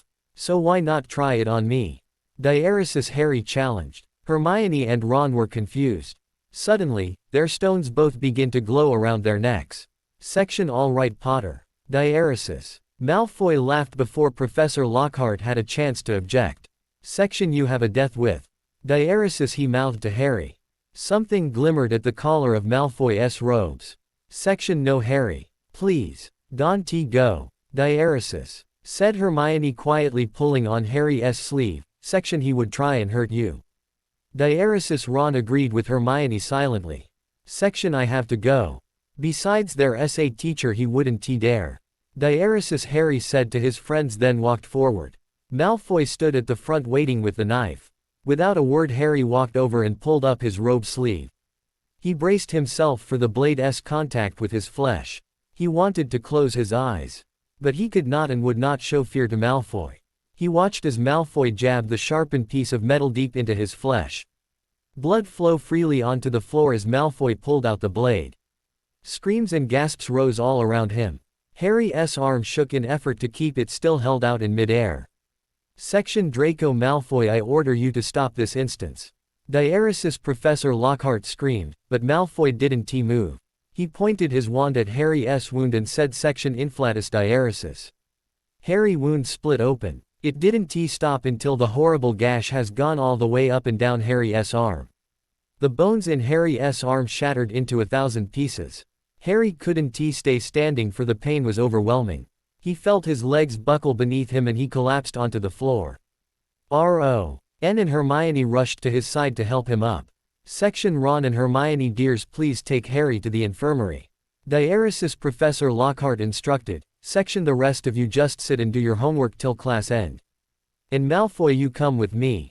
Diaresis. Section Harry why did you have to go up there? Diaresis Ron demanded as they walked down the hall. Section you knew he would do this. Diaresis. Section I had to. Diaresis said Harry. Section I knew he would do this, I dreamed K. Diaresis. Section If you knew then why did you go? Diaresis Hermione spoke before Harry could finish. Section No. Diaresis Harry replied. Section If I didn't he would do it to Professor Lockhart. And what would be there to stop him from doing anything to us? He has somehow gone mad. I think it's the pendant he wears. I think it's possessing him. Diaresis. Section He don't need a pendant to possess him into doing things like this. Diaresis Ron muttered, examining Harry's arm. When they reached the infirmary, Madame Pomfrey was outside waiting. Section A student sent word. Diaresis, she said without wasting time, taking Harry by his uninjured arm and led him into the infirmary. Just as Hermione and Ron were about to follow Harry, they heard angry voices down the hall coming towards them. They stopped and listened. Section That must be taken away from him. It's possessing the boy. Diaresis, they heard Professor Lockhart shout. She sounded really upset. Section Are you suggesting that I would give my son something that would possess him? Diaresis, the angry shout that sword obviously belonged to Lucius Malfoy. What was he doing here? Hermione wondered. Section Cassie, I know you were upset, but it could have been a mistake. Diaresis, Snape sounded unusually nice. It made Hermione uncomfortable. Section A mistake. Diaresis, Professor McGonagall practically shrieked. Section Think reasonably for a second here. How could anyone accidentally say inflatus instead of metacore? Diaresis. Section The boy was obviously panicking seeing all the blood. Diaresis, Snape argued. Section Panic. Diaresis, Professor Lockhart was really angry now. Section He drove the knife deep into Harry's arm. He smiled as the blood started to pour out. Diaresis. Section You stop talking about my son as if he is not here. Diaresis, Lucius Malfoy snapped. Section Why don't we ask him for the truth? Diaresis. Section Mr. Malfoy. Diaresis, Professor McGonagall began. Section I know you trust your son. But how are we to know that he is telling the truth? Diaresis, Malfoy opened his mouth to object but was silenced by a much calmer voice. Section Mr. Malfoy. Valuables such as that pendant your son bears should not be at school.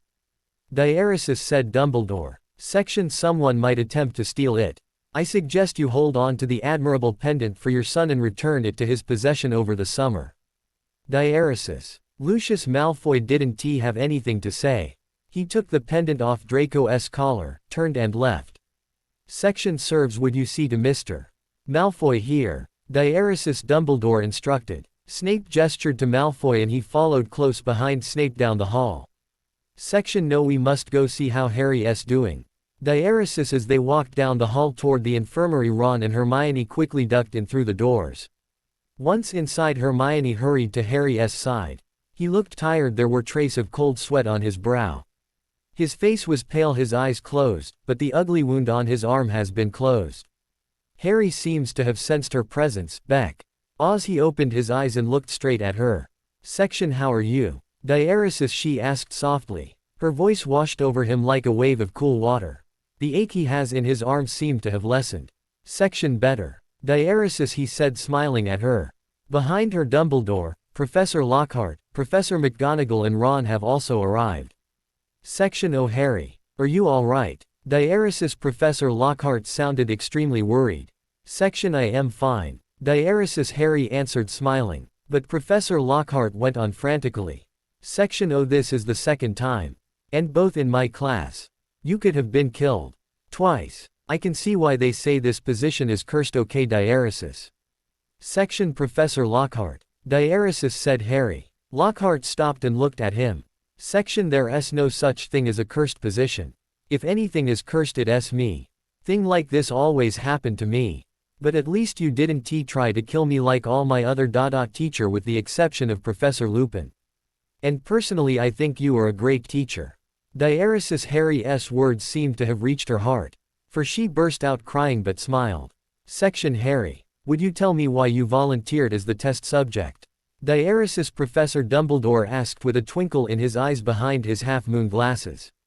Section Well, I somehow knew that he was going to do that. Diaresis, Harry replied. Section Then why did you go up?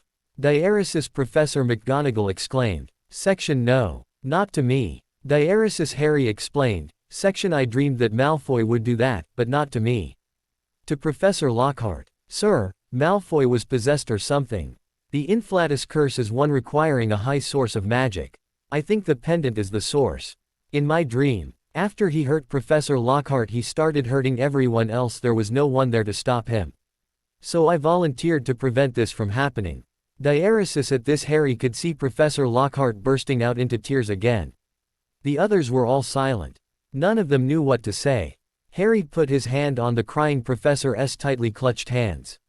She looked up. Section Please don't cry anymore. Diaresis. Harry pleaded. Section I am fine now. See. Diaresis. Harry painfully stretched out his stiff left arm.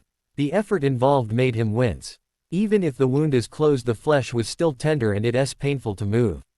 Professor Dumbledore stood up, his eyes twinkling. Section I think you should all return to class now. I'd like to have a word with Harry. Diaresis. Dumbledore waited till everyone was gone and he turned back to Harry. Section Harry, that was really brave of you to do what you've just done. Diaresis. He smiled at Harry. Section Have you been having any other dreams like the ones you have recently had? Diaresis. Section K. Diaresis. Harry thought back. Section Well, they weren't all that clear. The recent one was the clearest. And the other ones are all of far away places and people I don't know. I didn't think they were true until 2 days ag. Oh, I dreamed that a wizard by the name of Angus Greenfield was murdered. That morning when Hermione got her Daily Prophet on the front page was Angus Greenfield of Cornwall murdered. It had happened the previous night. Diaresis. Section That's very interesting. Diaresis. Harry couldn't decipher the look on his headmaster's face, but before he had a chance to look again, Dumbledore continued, his face normal again. Section Well, Harry, have some rest. I believe you would be back in your dormitory tonight. Diaresis. With that, Dumbledore turned and walked out of the room. He was heading towards the library. He was glad that the boy didn't notice his worried expression. When Harry finally stepped out of the infirmary, he let out a sigh of relief. Madame Pomfrey had insisted Harry stay in the infirmary overnight, but Harry was determined to get out. Now he's learned one thing: never mess with Madame Pomfrey or go against her will unless you have backup. Harry's flashback. Madame Pomfrey had almost won when Harry said the magic words. Section Well, Professor Dumbledore said K. Diaresis. He needed to say no more. Madame Pomfrey had given in. She knew exactly how it would end. Section All right. Leave, but I will see you tomorrow evening. Diaresis. Harry's flashback end. Harry made his way back into the Gryffindor Tower. It wasn't that far from the infirmary, but Harry felt extremely worn out by the time he reached the portrait of the fat lady who guards the Gryffindor Tower. Harry was puzzled, but his mind was quickly taken off the subject. As soon as he stepped through the portrait hole, a book came flying towards him, missing him by a hair, slamming into the wall next to him. Section Sorry, Harry. Diaresis. Fred was laughing as he apologized. Section We were teaching Ron the levitating spell. Diaresis. Harry looked around him.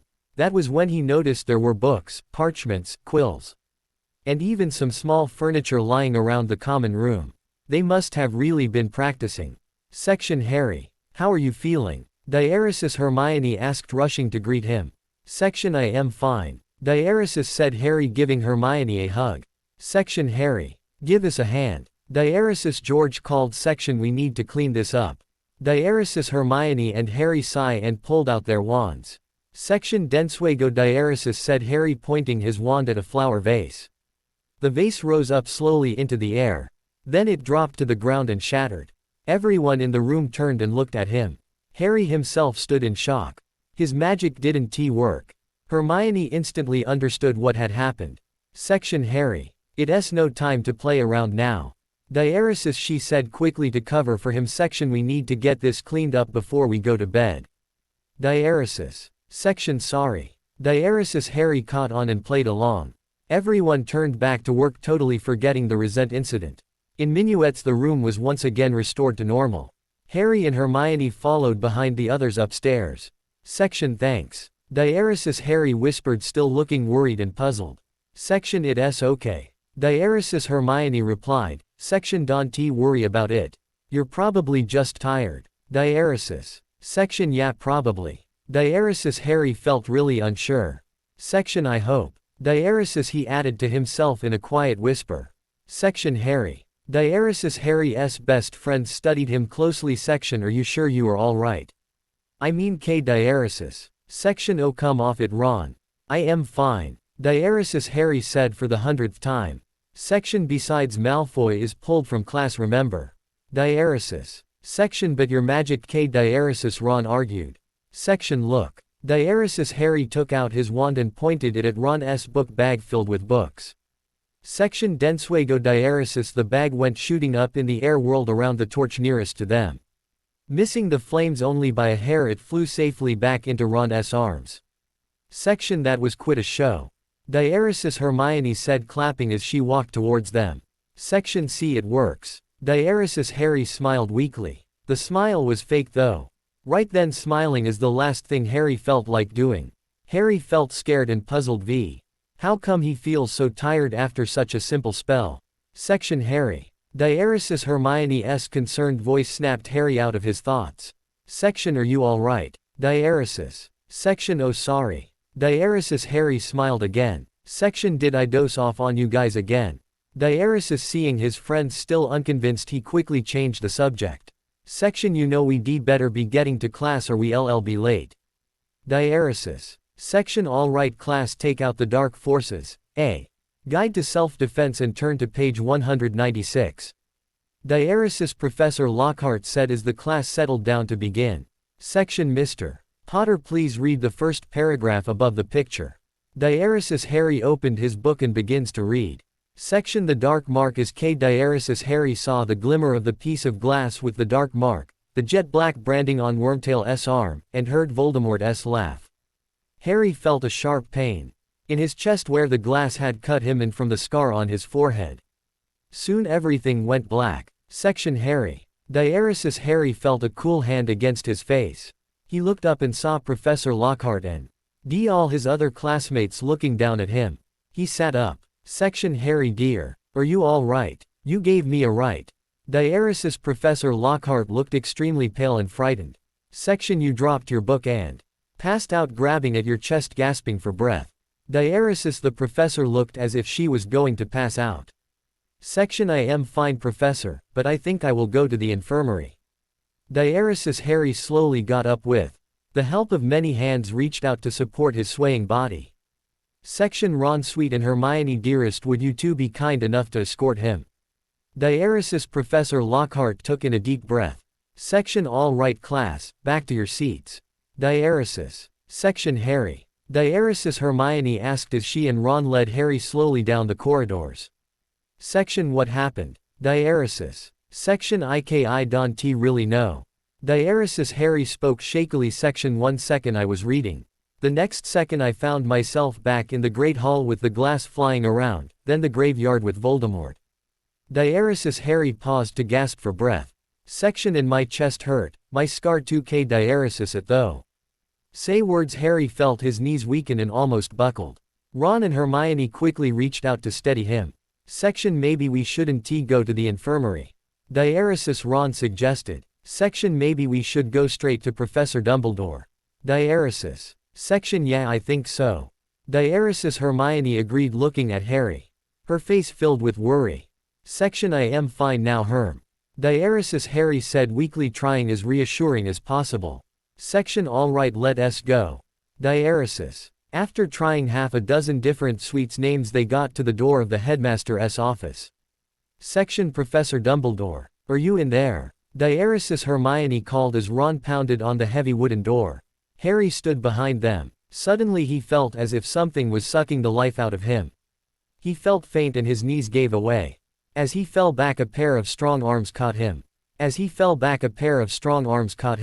Harry looked up. Through his blurred vision he could still make out the outline of his catcher. Section, Sirius. Diaresis, Harry exclaimed weakly. Next to Sirius stood Dumbledore and Madame Pomfrey. Section, how did you know? K. Diaresis. Section, it's all right now Harry. We will talk in the infirmary. Diaresis, Dumbledore replied calmly. Sirius gathered Harry up in his arms and started to follow Dumbledore. Harry didn't argue. He was too weak to argue. He barely has the energy to keep his eyes open and his mind conscious. Section Ron, Hermione, you can come along if you wish. Diaresis, Professor Dumbledore said, seeing Ron and Hermione hesitate to follow. Section, or you can go back to your classes. Diaresis. Ron and Hermione walked silently behind the others. They knew something was very wrong. All that either of them could think of is for Harry to be all right. During the walk up to the infirmary, Harry felt drowsier and drowsier. He could see Sirius's worried face, hear Dumbledore's eager exchange of words with Madame Pomfrey. Harry was getting really scared. What was happening to him? Harry was barely conscious by the time they reached the infirmary. Madame Pomfrey dressed him and put him to bed. He heard Dumbledore's peeking but couldn't make out what he was saying. He felt more tiresome than he has never felt in his life. Madame Pomfrey fed him some potion and he drifted off into a dreamless sleep. Section Professor K. Diaresis. Hermione asked Dumbledore, who was looking out the window at nothing in particular. Section, can I ask you a question? Diaresis. Section, Ms. Granger, I need to K. Diaresis. He didn't get to finish his sentence before Ron finally burst out.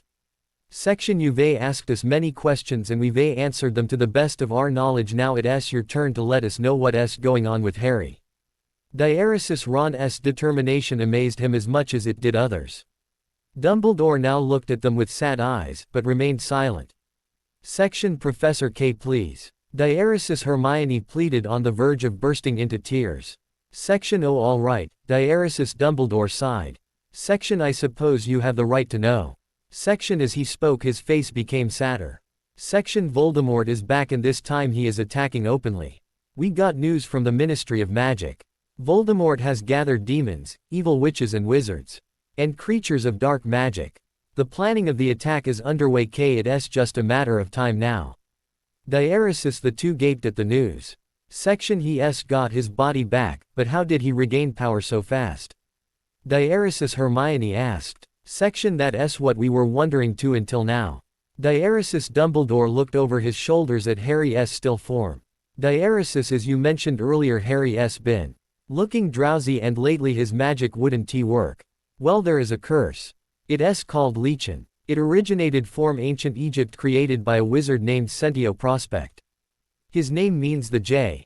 Udge of view. He disliked all the indulgence he saw in the world around him, so he created the Lichen curse. It slowly takes one's wealth and stores it in a tiny veil called the Lune. He used the wealth to help the poor and hungry people of Egypt. However, the curse got into the wrong hands. Sentio's evil brother used it not to suck the wealth out of a person, but to suck the energy and life. Sentio decided to put a stop to it once and for all, so he sealed it under an ancient pyramid far out in the desert of Egypt. Hundreds of years have passed. It stayed safe under the seal. Till now. Diaresis. Section, but what does this have anything to do with Harry? Diaresis. Ron burst out again in angry words. He clearly wasn't thinking. Hermione, however, had caught on. Section, it does, Ron. You know who has obviously used it on Harry. Diaresis. Hermione explained. Section, he has somehow broken Sentio's seal and oh my gosh.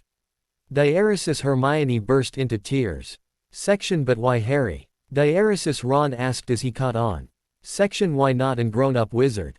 Diaresis. Section, Voldemort needs someone with a lot of power and does not know how to use it, or is not aware of it. This prevents them from noticing till close to the end. Harry matches his description. At the same time, it also ensured that Harry would not be able to interfere with his plans. He's taking two birds with one stone. Diaresis. Section, what will happen to the host after his power is drained? Diaresis. Sirius, who's been alert throughout this whole conversation, finally asked. Dumbledore did not answer this question. He just looked away sadly. It hit Ron and Hermione suddenly when tears gathered in Sirius's eyes. They had gotten the reply they feared the most. Harry was going to K. Section, I will die. Diaresis. Harry said suddenly from his position on the bed behind them. Harry felt scared. He had heard their whole conversation. But the words that came out of his mouth sounded rather calm, a lot calmer than he felt. Section, no Harry. You won't die. What makes you think that? Diaresis. Sirius said quickly, rushing over to Harry as he struggled to sit up. Section, it's okay Sirius, I heard it all. Diaresis. Harry replied as Ron and Hermione propped him up with a pillow. Section you want to die, we re not going to let you. Diaresis Ron said determinedly. Section Ron is right. Diaresis Hermione pitched in. Section the Ministry of Magic will give you a cure for it one they. Diaresis Hermione turned to look at the professor, her eyes begging for him to say yes. Dumbledore just looked sadly at the group in front of him. Section there is one way Diaresis Dumbledore's words lighted a spark in the shadow of this horrible event.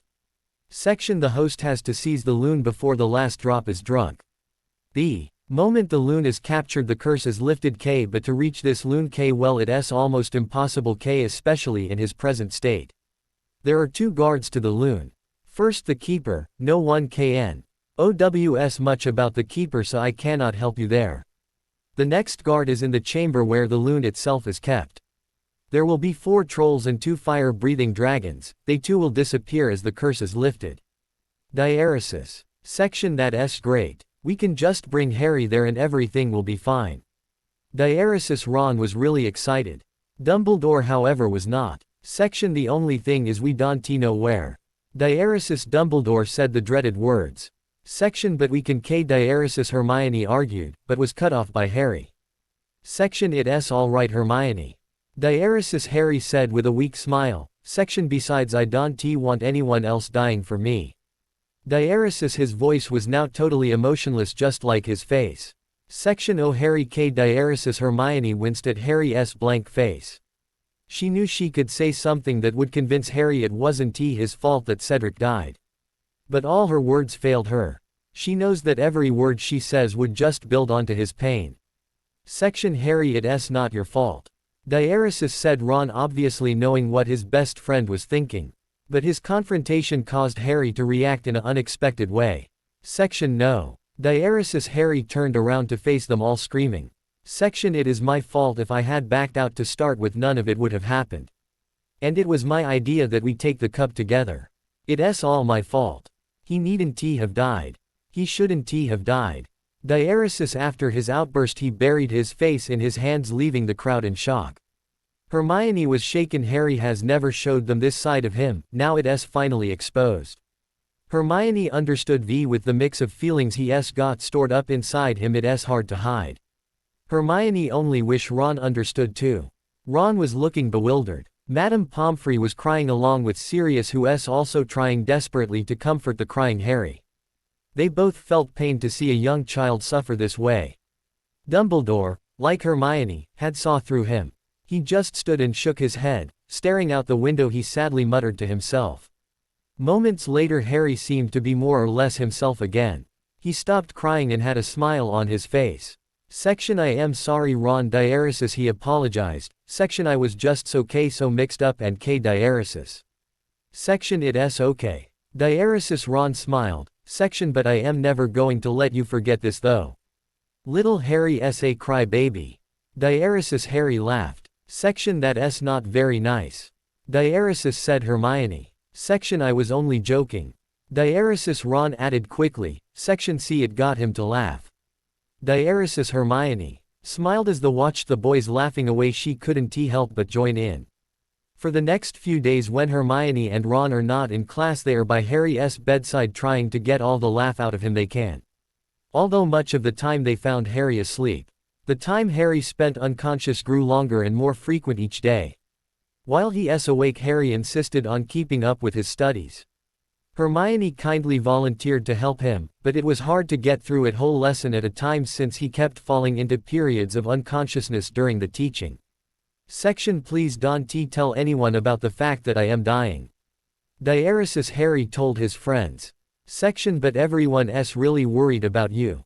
Diaresis said Hermione. Section and if they know they might be able to help. Diaresis. Section no, they will just get really scared.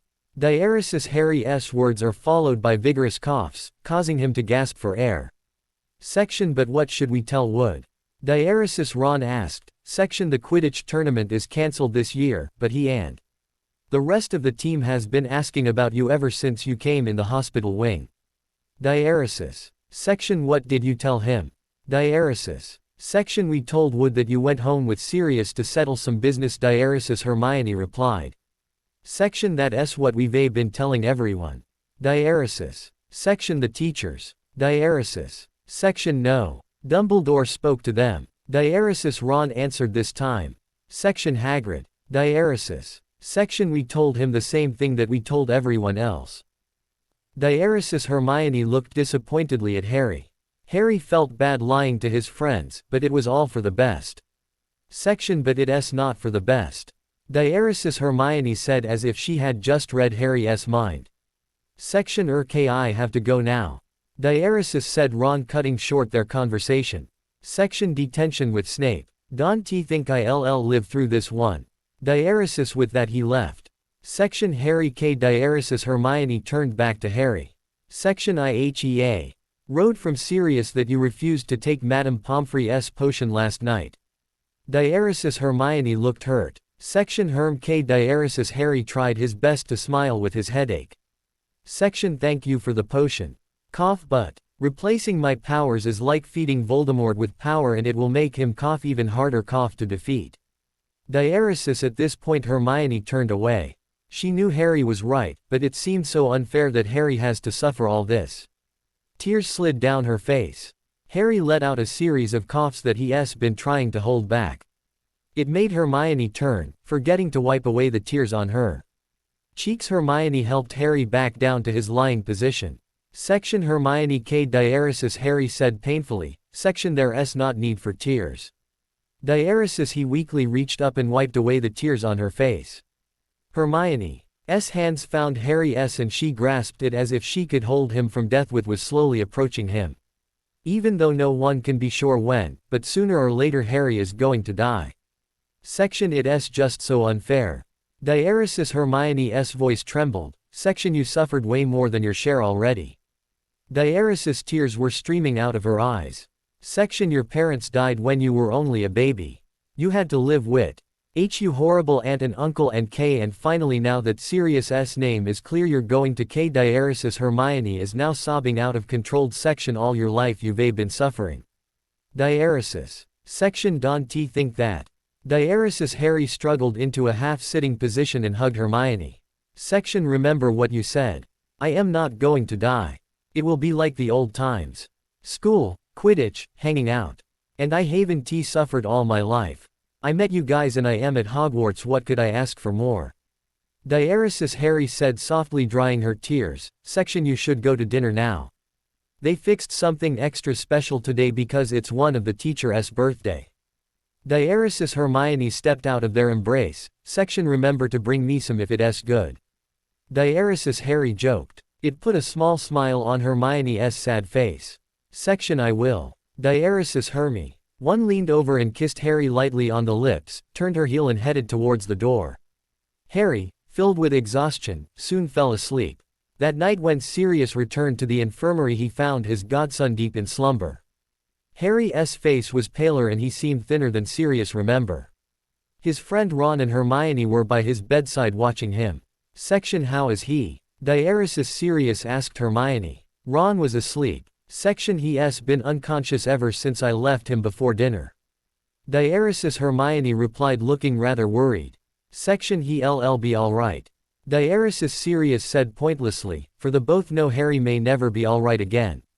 Section I need to speak with Madame Pomfrey, would you stay with him for a while longer? Diaeresis Hermione silently nodded in reply. Section did he take it today? Diaeresis Sirius asked the nurse. Section no. Diaeresis Madame Pomfrey shook her head. Section and he hasn't eaten anything for the whole day. Diaeresis she frowned. Section how much longer do you think he has? Diaeresis Sirius's voice sounded rather urgent. From where she was sitting, Hermione could hear their conversation. Section I am sorry, I don't know. How did your trip go? Diaeresis. Section I searched everywhere but there was nothing.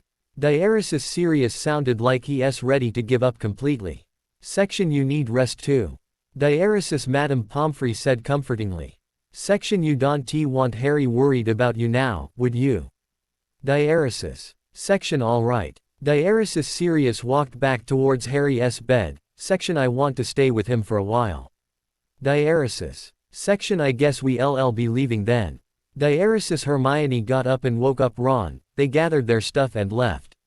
Sirius was now alone, looking down at Harry's almost lifeless body.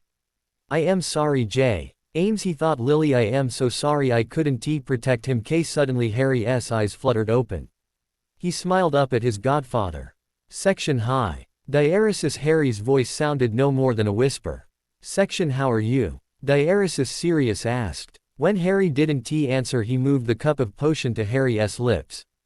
This time Harry didn't protest. The warm fluid gave his body some temporary strength. Section I am sorry, Sirius. Diaresis. Harry said after the last drop of potion has disappeared.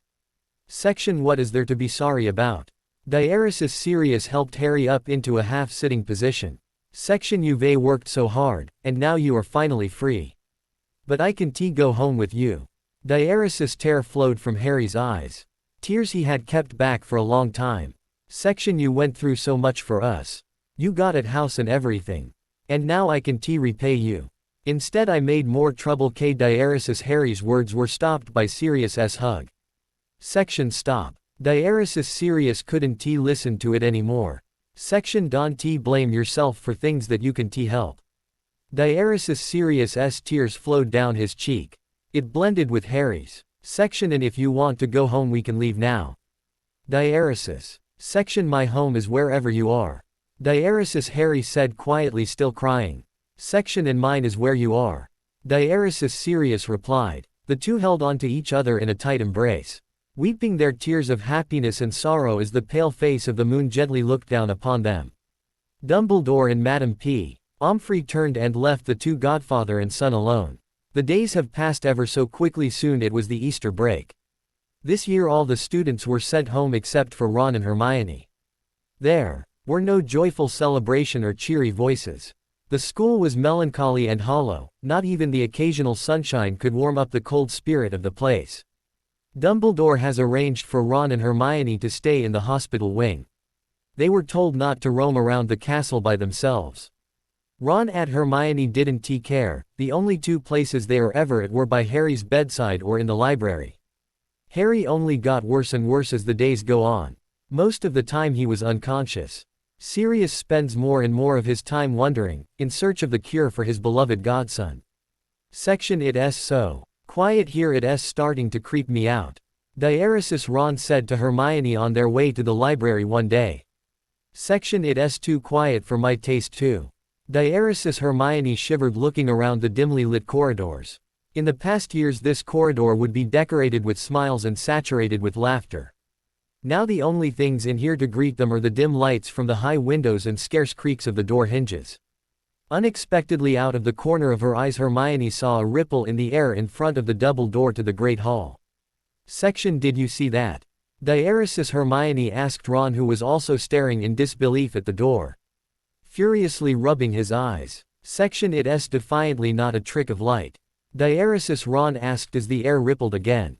Section What do you suppose it is? Diaresis. Section I think is a protection charm. It hid whatever behind it to make it look natural. Diaresis. Hermione observed. Section It's like some kind of hologram. Diaresis. Section What's a what you might call it? Diaresis. Ro was puzzled by her explanation.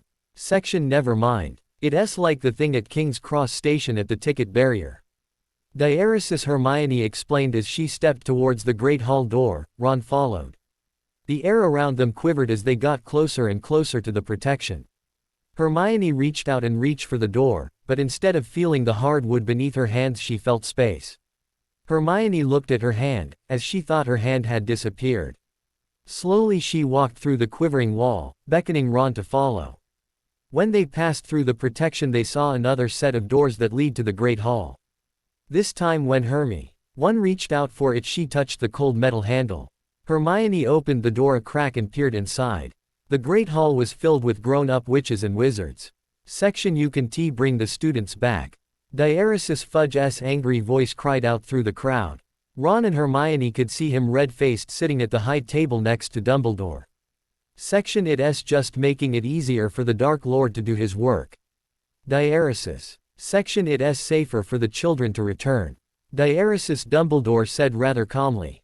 Section Hogwarts is the only safe place for them. Diaresis. Section Minister. Albus is right. Diaresis Professor McGonagall chimed in. Section we don't know when he will strike. It's easier to protect them when they are all together. Diaresis. Section but we must not panic the public. Diaresis another voice protested. Hermione reckoned he was also form the ministry. Section why don't we tell them due to a special program at the school Hogwarts would be closed. Diaresis another suggested. Section but if we want to fight off the Dark Lord and his army we will need everyone. Diaresis Professor Sprout pointed out. Soon everyone started to speak at once. Section silence. Diaresis Fudge raised his hand everyone in the room fell silent. Section we want to release it to the public, but all who needs to know will know. Diaresis another murmur spread through the room. Section but what about the children from families that will be fighting? They need guarantees of protections for their children. Diaresis Sirius's voice rang out over the crowd. Section why don't we let the children speak for themselves? Diaresis Dumbledore pointed at the Great Hall door. The door opened causing Ron and Hermione stumbled in. Section we sorry Professor. Diaresis Hermione immediately apologized. Section we sort of well just stumbled in. Diaresis. Section that's quit all right Ms. Granger. Diaresis Dumbledore gestured them to the center of the room. They stepped gingerly into the center of the room feeling incredibly small in the middle of all the adults. Section we were just seeking for your opinion Diaresis. Section we cannot ask for their opinion. Diaresis Fudge protested. Section they are children. Diaresis. Section we are disguising affairs that affects them the most why shouldn't they have a word in our discussion? Diaresis Remus Lupin stood up. Fudge was lost of words. Section Ron, Hermione please do speak. Diaresis. Section I think all the students should return to Hogwarts. Diaresis Ron started. Section yes. Diaresis Hermione added. Section the most dangerous place is often the safest place. I know your concerns Minister. But Professor Dumbledore is right we can do much to defend ourselves when we are alone, but strength in number. Together we would be able to defend ourselves even without adults. And we should take in the younger children as well own the families that are going off to fight. We would be able to protect everyone and there would be more adults out there. It would give us a better chance of victory. Diaresis. Section I think the girl is right. Diaresis a witch from the council stood up. Section all who agree please stand with us. Diaresis Lupin stood up. Soon everyone in the room was standing. All except Fudge. Section it would make the children an easy target. Diaresis Fudge protested in disbelief. Section most of you have children of your own would you like your children to be wiped out all at once? Do you think your child can face up to more than one Death Eater? Diaresis Sever. All people's opinions seemed to waver and several people sat down. Section if you are worried we can have adults with us to help. We would be able to stand up to Death Eaters. Diaresis Ron added hastily seeing all the reaction of people. Section after what happened last year do you really think Hogwarts is the safest place? Diaresis Fudge quickly shouted back. Section what happened last year has nothing to do with Hogwarts. Diaresis A. Voice at the entrance of the Great Hall got all their attention. Every head in the hall turned, every pair of eyes landed upon the small boy at the doorway. Section Harry. What are you doing out of bed? Diaresis. Hermione rushed over to where Harry was leaning against the wall to support his weight. Section without the full force possible out against Voldemort it would be impossible to win. Cough, cough he's got a lot of dark creatures on his side you must take the chance of letting his children defend ourselves or cough, cough it would be a great slaughter on both sides. Diaresis cold sweat was streaming down Harry's brow. His breath came in gasps. Without Ron and Hermione to hold him up he would collapse onto the floor. Harry's vision was blurring, but he can't give up. He has to prevent what he saw in his dream from happening. Hermione gazed at Harry worriedly. She understood that this was something that he has to do. Otherwise he would never get out of bed. The only thing is Hermione don't know how long he will hold out. Hermione could see Sirius and Lupin's worried face, but they stayed put in their spots. They seemed to understand too, that this is the only way. Her eyes skimmed quickly in the crowd, searching every face for expression of agreement. What Harry did seemed to have touched many of their audience's heart. One by one everyone, even Fudge, stood up. Section It has been decided. Diaresis Harry heard Dumbledore say in the distance. He couldn't see, everything was way too blurry. Harry could no longer stay conscious. What did they decide on? Did his presence persuade them? Those were his last thoughts before he was lost in the depths of complete blackness. Ron and Hermione stared down at their friend who lay still on the bed, cold sweat trickling down his cheeks. His lips were blue and trembling. His hands cold as ice, his eyes tightly shut, and his face paler than the white sheets. The only signs of life were the quiet gasps of air and the small and abrupt movements of his chest. Section He's got a high fever and I can make the temperature fall back to normal. Diaresis They heard Madame Pomfrey, her voice filled with distress, explain to Sirius, Lupin, Professor McGonagall and Dumbledore who had just arrived. Section It all right Poppy. You did your best. Diaresis Professor McGonagall laid a hand on Madame Pomfrey's shoulder. She turned, took one look at Harry and tears flowed out of her eyes. Sirius knelt by the bed weeping, holding on to Harry's hands. Lupin just watched his friend cry not knowing how to comfort him. Dumbledore stood a bit apart from the rest looking at the group. The twinkles had gone from his eyes. Even he didn't know how this would end. Hermione and Ron were scared. They felt fear before, many times. Like when they faced the troll in the first year, in the Forbidden Forest at night. And many other times, but it's different now. Their fear is not for themselves but for their friend. It's true that Harry had indeed got them all in trouble more times than Hermione can count.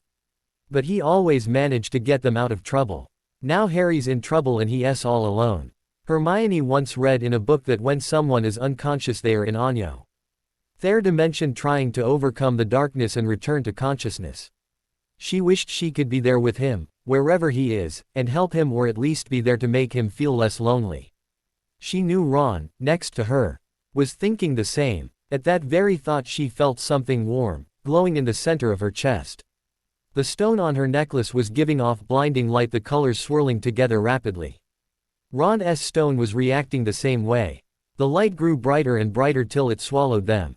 When the light was gone the two friends found themselves sitting on a field. There were no building or life form as far as they can see. Section Where are we? Diaresis Ron wondered out loud. Hermione didn't answer. She studied the landscape around them. Far behind them Hermione could make out the thin outskirts of what Hermione assumed, a forest. To their right was a little grassy hill. That was all that they could see from where they are standing. Hermione looked up in the sky. It was the only thing that looked out of place. The clouds were swirling in little bunches and hanging rather low. Hermione was certain that if they went on the hill they could touch it. Beyond cloud they couldn't see any sun or moon or anything else for that matter of fact, yet they could still see everything around them. Section This place is weird. Diaresis Ron commented, seeming to have noticed the sky too. Section I think this is some kind of dreamscape. Diaresis Hermione noted, not caring if Ron had paid attention. Section This must be where Harry is. Diaresis. Section But how did we get here? And why are we here? Diaresis Ron wanted to know. Section I think the stone brought us here. I think we are meant to help Harry as some sort of way. Diaresis Hermione answered, looking down at her stone. As if it understood what she was talking about, it stated to swirl and glow. Section But how can we help him if we don't know where he is? Diaresis Ron was getting more than a little frustrated. Suddenly a voice spoke to them. You must find him. A male voice sounded. The two friends searched frantically, spinning around trying to find the source of the voice. That was when they noticed their stone was glowing. Don't be frightened, child, a more feminine voice spoke out. Hermione looked down at her stone. Yes, we are in your stone. We are fairies, Ron's stone told them. Our destiny is to protect the unfortunate one. Section You mean Harry? Diaresis Ron asked, his voice shaky. Section No. Diaresis Hermione cut in before the fairies could say anything. Section Not Harry. He's 15, the one you speak of is 14. Diaresis Ron looked at his friend, filled with concern. She was denying the obvious truth. It wasn't like Hermione to deny what's true. Did her love for Harry blinded her from seeing the painful truth he just realized? Be calm, child, the truth may be painful but you must accept it. His soothing voice came from Hermione's stone. Ron knew Hermione still don't accept it, but her expression softened. There is no time to argue now, we have to find him. Ron S. Stone spoke. Section But how? Diaresis, Ron asked, feeling extremely stupid. Go up the hill. Hermione S. Stone replied. There, the one we seek shall appear. Section How do you know? Diaresis, Hermione asked emotionlessly. The fairy in the stone, the unkay he wears, is our brother. The pink fairy spoke, carefully working around the word. Section Unfortunate one. Diaresis, our brother spoke to us. He needs us. Section All right, let's go. Diaresis, Hermione said, still emotionless. As they walked toward the hill, the fairies told Ron and Hermione their names. The one that lives in Ron S. Stone is called Frederick, and his sister Kendra inhabits Hermione S. Stone. The brother they speak of is named Somnio. He is the youngest of all three. They are guardian fairies. They awaken as soon as the stone found its rightful owner. Section So serious, didn't he get our name carved in there? Diaresis, said Ron when they got to that part of the story. Section He found it with our names on there. It's amazing. Diaresis, Hermione commented. Section I mean, the stones could have been bought by someone else and we wouldn't have got it. Is it a coincidence that Sirius just happens to stumble across the stones? Diaresis. No, it is in fact not a coincidence. His is the deliverer, whether he knows it or not. He was meant to find us and bring us tea. Oh, you at the time of your great needs, Kendra explained, and as she spoke Hermione S. Stone glowed brilliant pink light. Section I can see what you mean. If you weren't here, then we wouldn't be here. And K. Diaresis, Hermione trailed off, not wanting to say it. She can't bear to think of Harry dead, but everyone understood. We are almost there. Frederick changed the subject. I can feel them. As he finished, they reached the top of the hill. Brother, wouldn't we be more helpful if we come out of the stone? Kendra asked. Good thinking, Kendra, said Frederick. 2 balls of light flew out of the stone, and 2 fairies appeared. They had ears with a pointed end and gorgeous blonde hair. They are the size of adult humans, a little taller than Ron. Frederick had on shirt and tights in blue, and a hat. He reminded Hermione of Peter Pan from the Muggle fairy tales. Kendra had her long blonde hair flowing down to her waist, and she was dressed in a long pink dress that goes all the way to the floor. Section Wow. Diaresis, Ron stared in amazement. Section So this is what fairies look like. Diaresis, Hermione was enchanted too. Yes, we can take form of a human. But sometimes we can shrink and become like butterflies with wings and everything. Frederick explained. Yeah, Kendra chuckled. Like our brother Somnio would say. Section Travel Size. Diaresis, her expression turned sad. Kendra, it's okay. Somnio would be okay. He is safer than Harry is. Frederick laid a comforting hand on Kendra's shoulder. That's what I mean. Kendra turned to face him. If Harry dies, so will Somnio. Tears fled out of Kendra's eyes. No one knew what to do. Section Wow. Diaresis, Hermione exclaimed suddenly to change the topic. Section It's beautiful. Diaresis, Ron couldn't help but nod in agreement as he stared down at the little medieval town. Surrounding the town was not a wall but a ring of flowers. Section This doesn't look like a place with something horrible that would keep Harry from coming back? Diaresis, said Hermione. Section Yes. But my dear girl, keep in mind that things are not always what they appear to be. Diaresis, a raspy old voice came from behind them. Hermione and Ron quickly spun around at the sound. They came face to face with an older version of Professor Dumbledore. I don't know how Dumbledore can look any older, but he is older. Only he wasn't wearing his normal purple robes, or his robes purple. He had a long dark brown robe on with a hood over his head. They gasped as jumped back, nearly falling off the side of the hill. Section Professor Dumbledore. Diaresis, Ron managed to blurt out. Section Yes, that's what I may seem like to you. Diaresis, Dumbledore smiled. Section What do you mean seem like? Diaresis, Hermione asked. Section So you are not Professor Dumbledore. Diaresis. Section That I am Diaresis, Dumbledore smiled again. Section But I am not the one you know. Diaresis, his words weren't helping, it just tied more knots into the Alred. Why messed up string of thoughts in Hermione and Ron's mind. Dumbledore chuckled at the sight of the 2's frustrated and confused expression. Section For now just think of me as Dumbledore. Diaresis, it didn't satisfy their thirst for knowledge, but they decided that it will do for now. Sir, can you tell us what we are looking at? Kindra was the first to speak. Section It's the village of Fairgrove, it's a village in Harry's dreamscape. Diaresis Dumbledore replied. The joy in his voice had faded out. Section Do you live here? Diaresis Hermione asked. Section In this town. Diaresis. Section What makes you think I do? Diaresis. Section Well Kith this is Harry's dream that means he's controlling what happens right. Diaresis Hermione explained. Section And he really likes you so maybe he decayed Diaresis her face grew so red she couldn't go on. Section I understand what you mean. Only there is one thing you should know.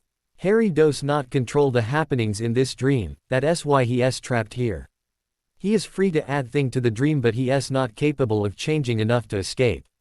Diaresis. Section If he doesn't control this dream then who does? Diaresis Ron asked. Ugel Frederick suddenly spoke, his voice filled with fear.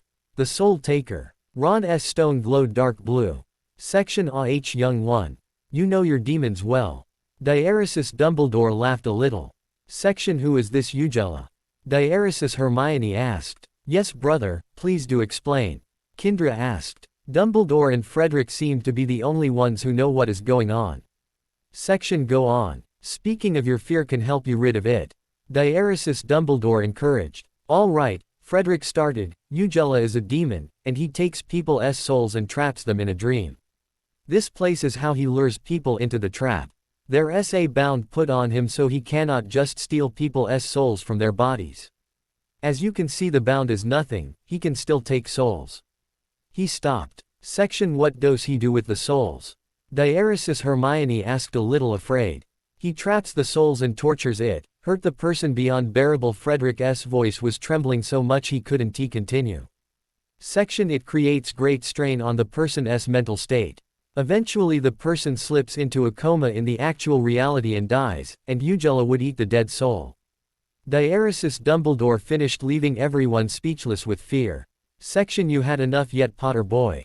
Diaresis Ugela snickered as he threw another ball of energy at the boy's limp body lying on the floor of his cavern where his is bound for life. Stupid chains, he thought to himself as he looked at the unbreakable chain around his right wrist and his right ankle. Section You are a tough one. Diaresis the demon placed his thoughts back to the job at hand. Section It's taking me twice as long to break you as it normally takes. Diaresis the boy didn't reply, he just lay there gasping for breath. Breath Harry. Breath. You've got to, you can die here. Somni. Oh cried making Harry's stone glow bright green. Harry lay on the cold smooth marble floor drenched in cold sweat from pain, he don't know how much longer he can take this. Dumbledore. Harry thought quietly to himself as Ugela sent another wave of pain through his body, please hurry K. Section We got to get to Harry quick. Diaresis Hermione cried. Section Don't worry, he's still strong. Diaresis Dumbledore said calmly. Section After being here for a week he can still conjure me up to help you.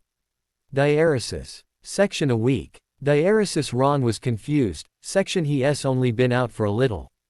Diaresis. A day here is the same as a heartbeat in reality. Kindra Express. Lane does she finally recover from the shock of what they are going against? Frederick. Brother. Are you there? A voice they've never heard before called out. They all looked around in shock.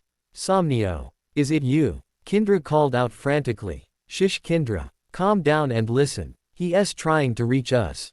Frederick shushed Kindra, they closed their eyes. Brother. Sister I am all right, but I cannot fend off Ugela's attacks. Harry's hurt badly brother. I don't know what to do. I can feel him getting weaker. I don't think he can hold on any longer. Somnio's voice rang out in the silent space within them. The end. Thanks for watching, also remember to subscribe and like this video. See you in the next video.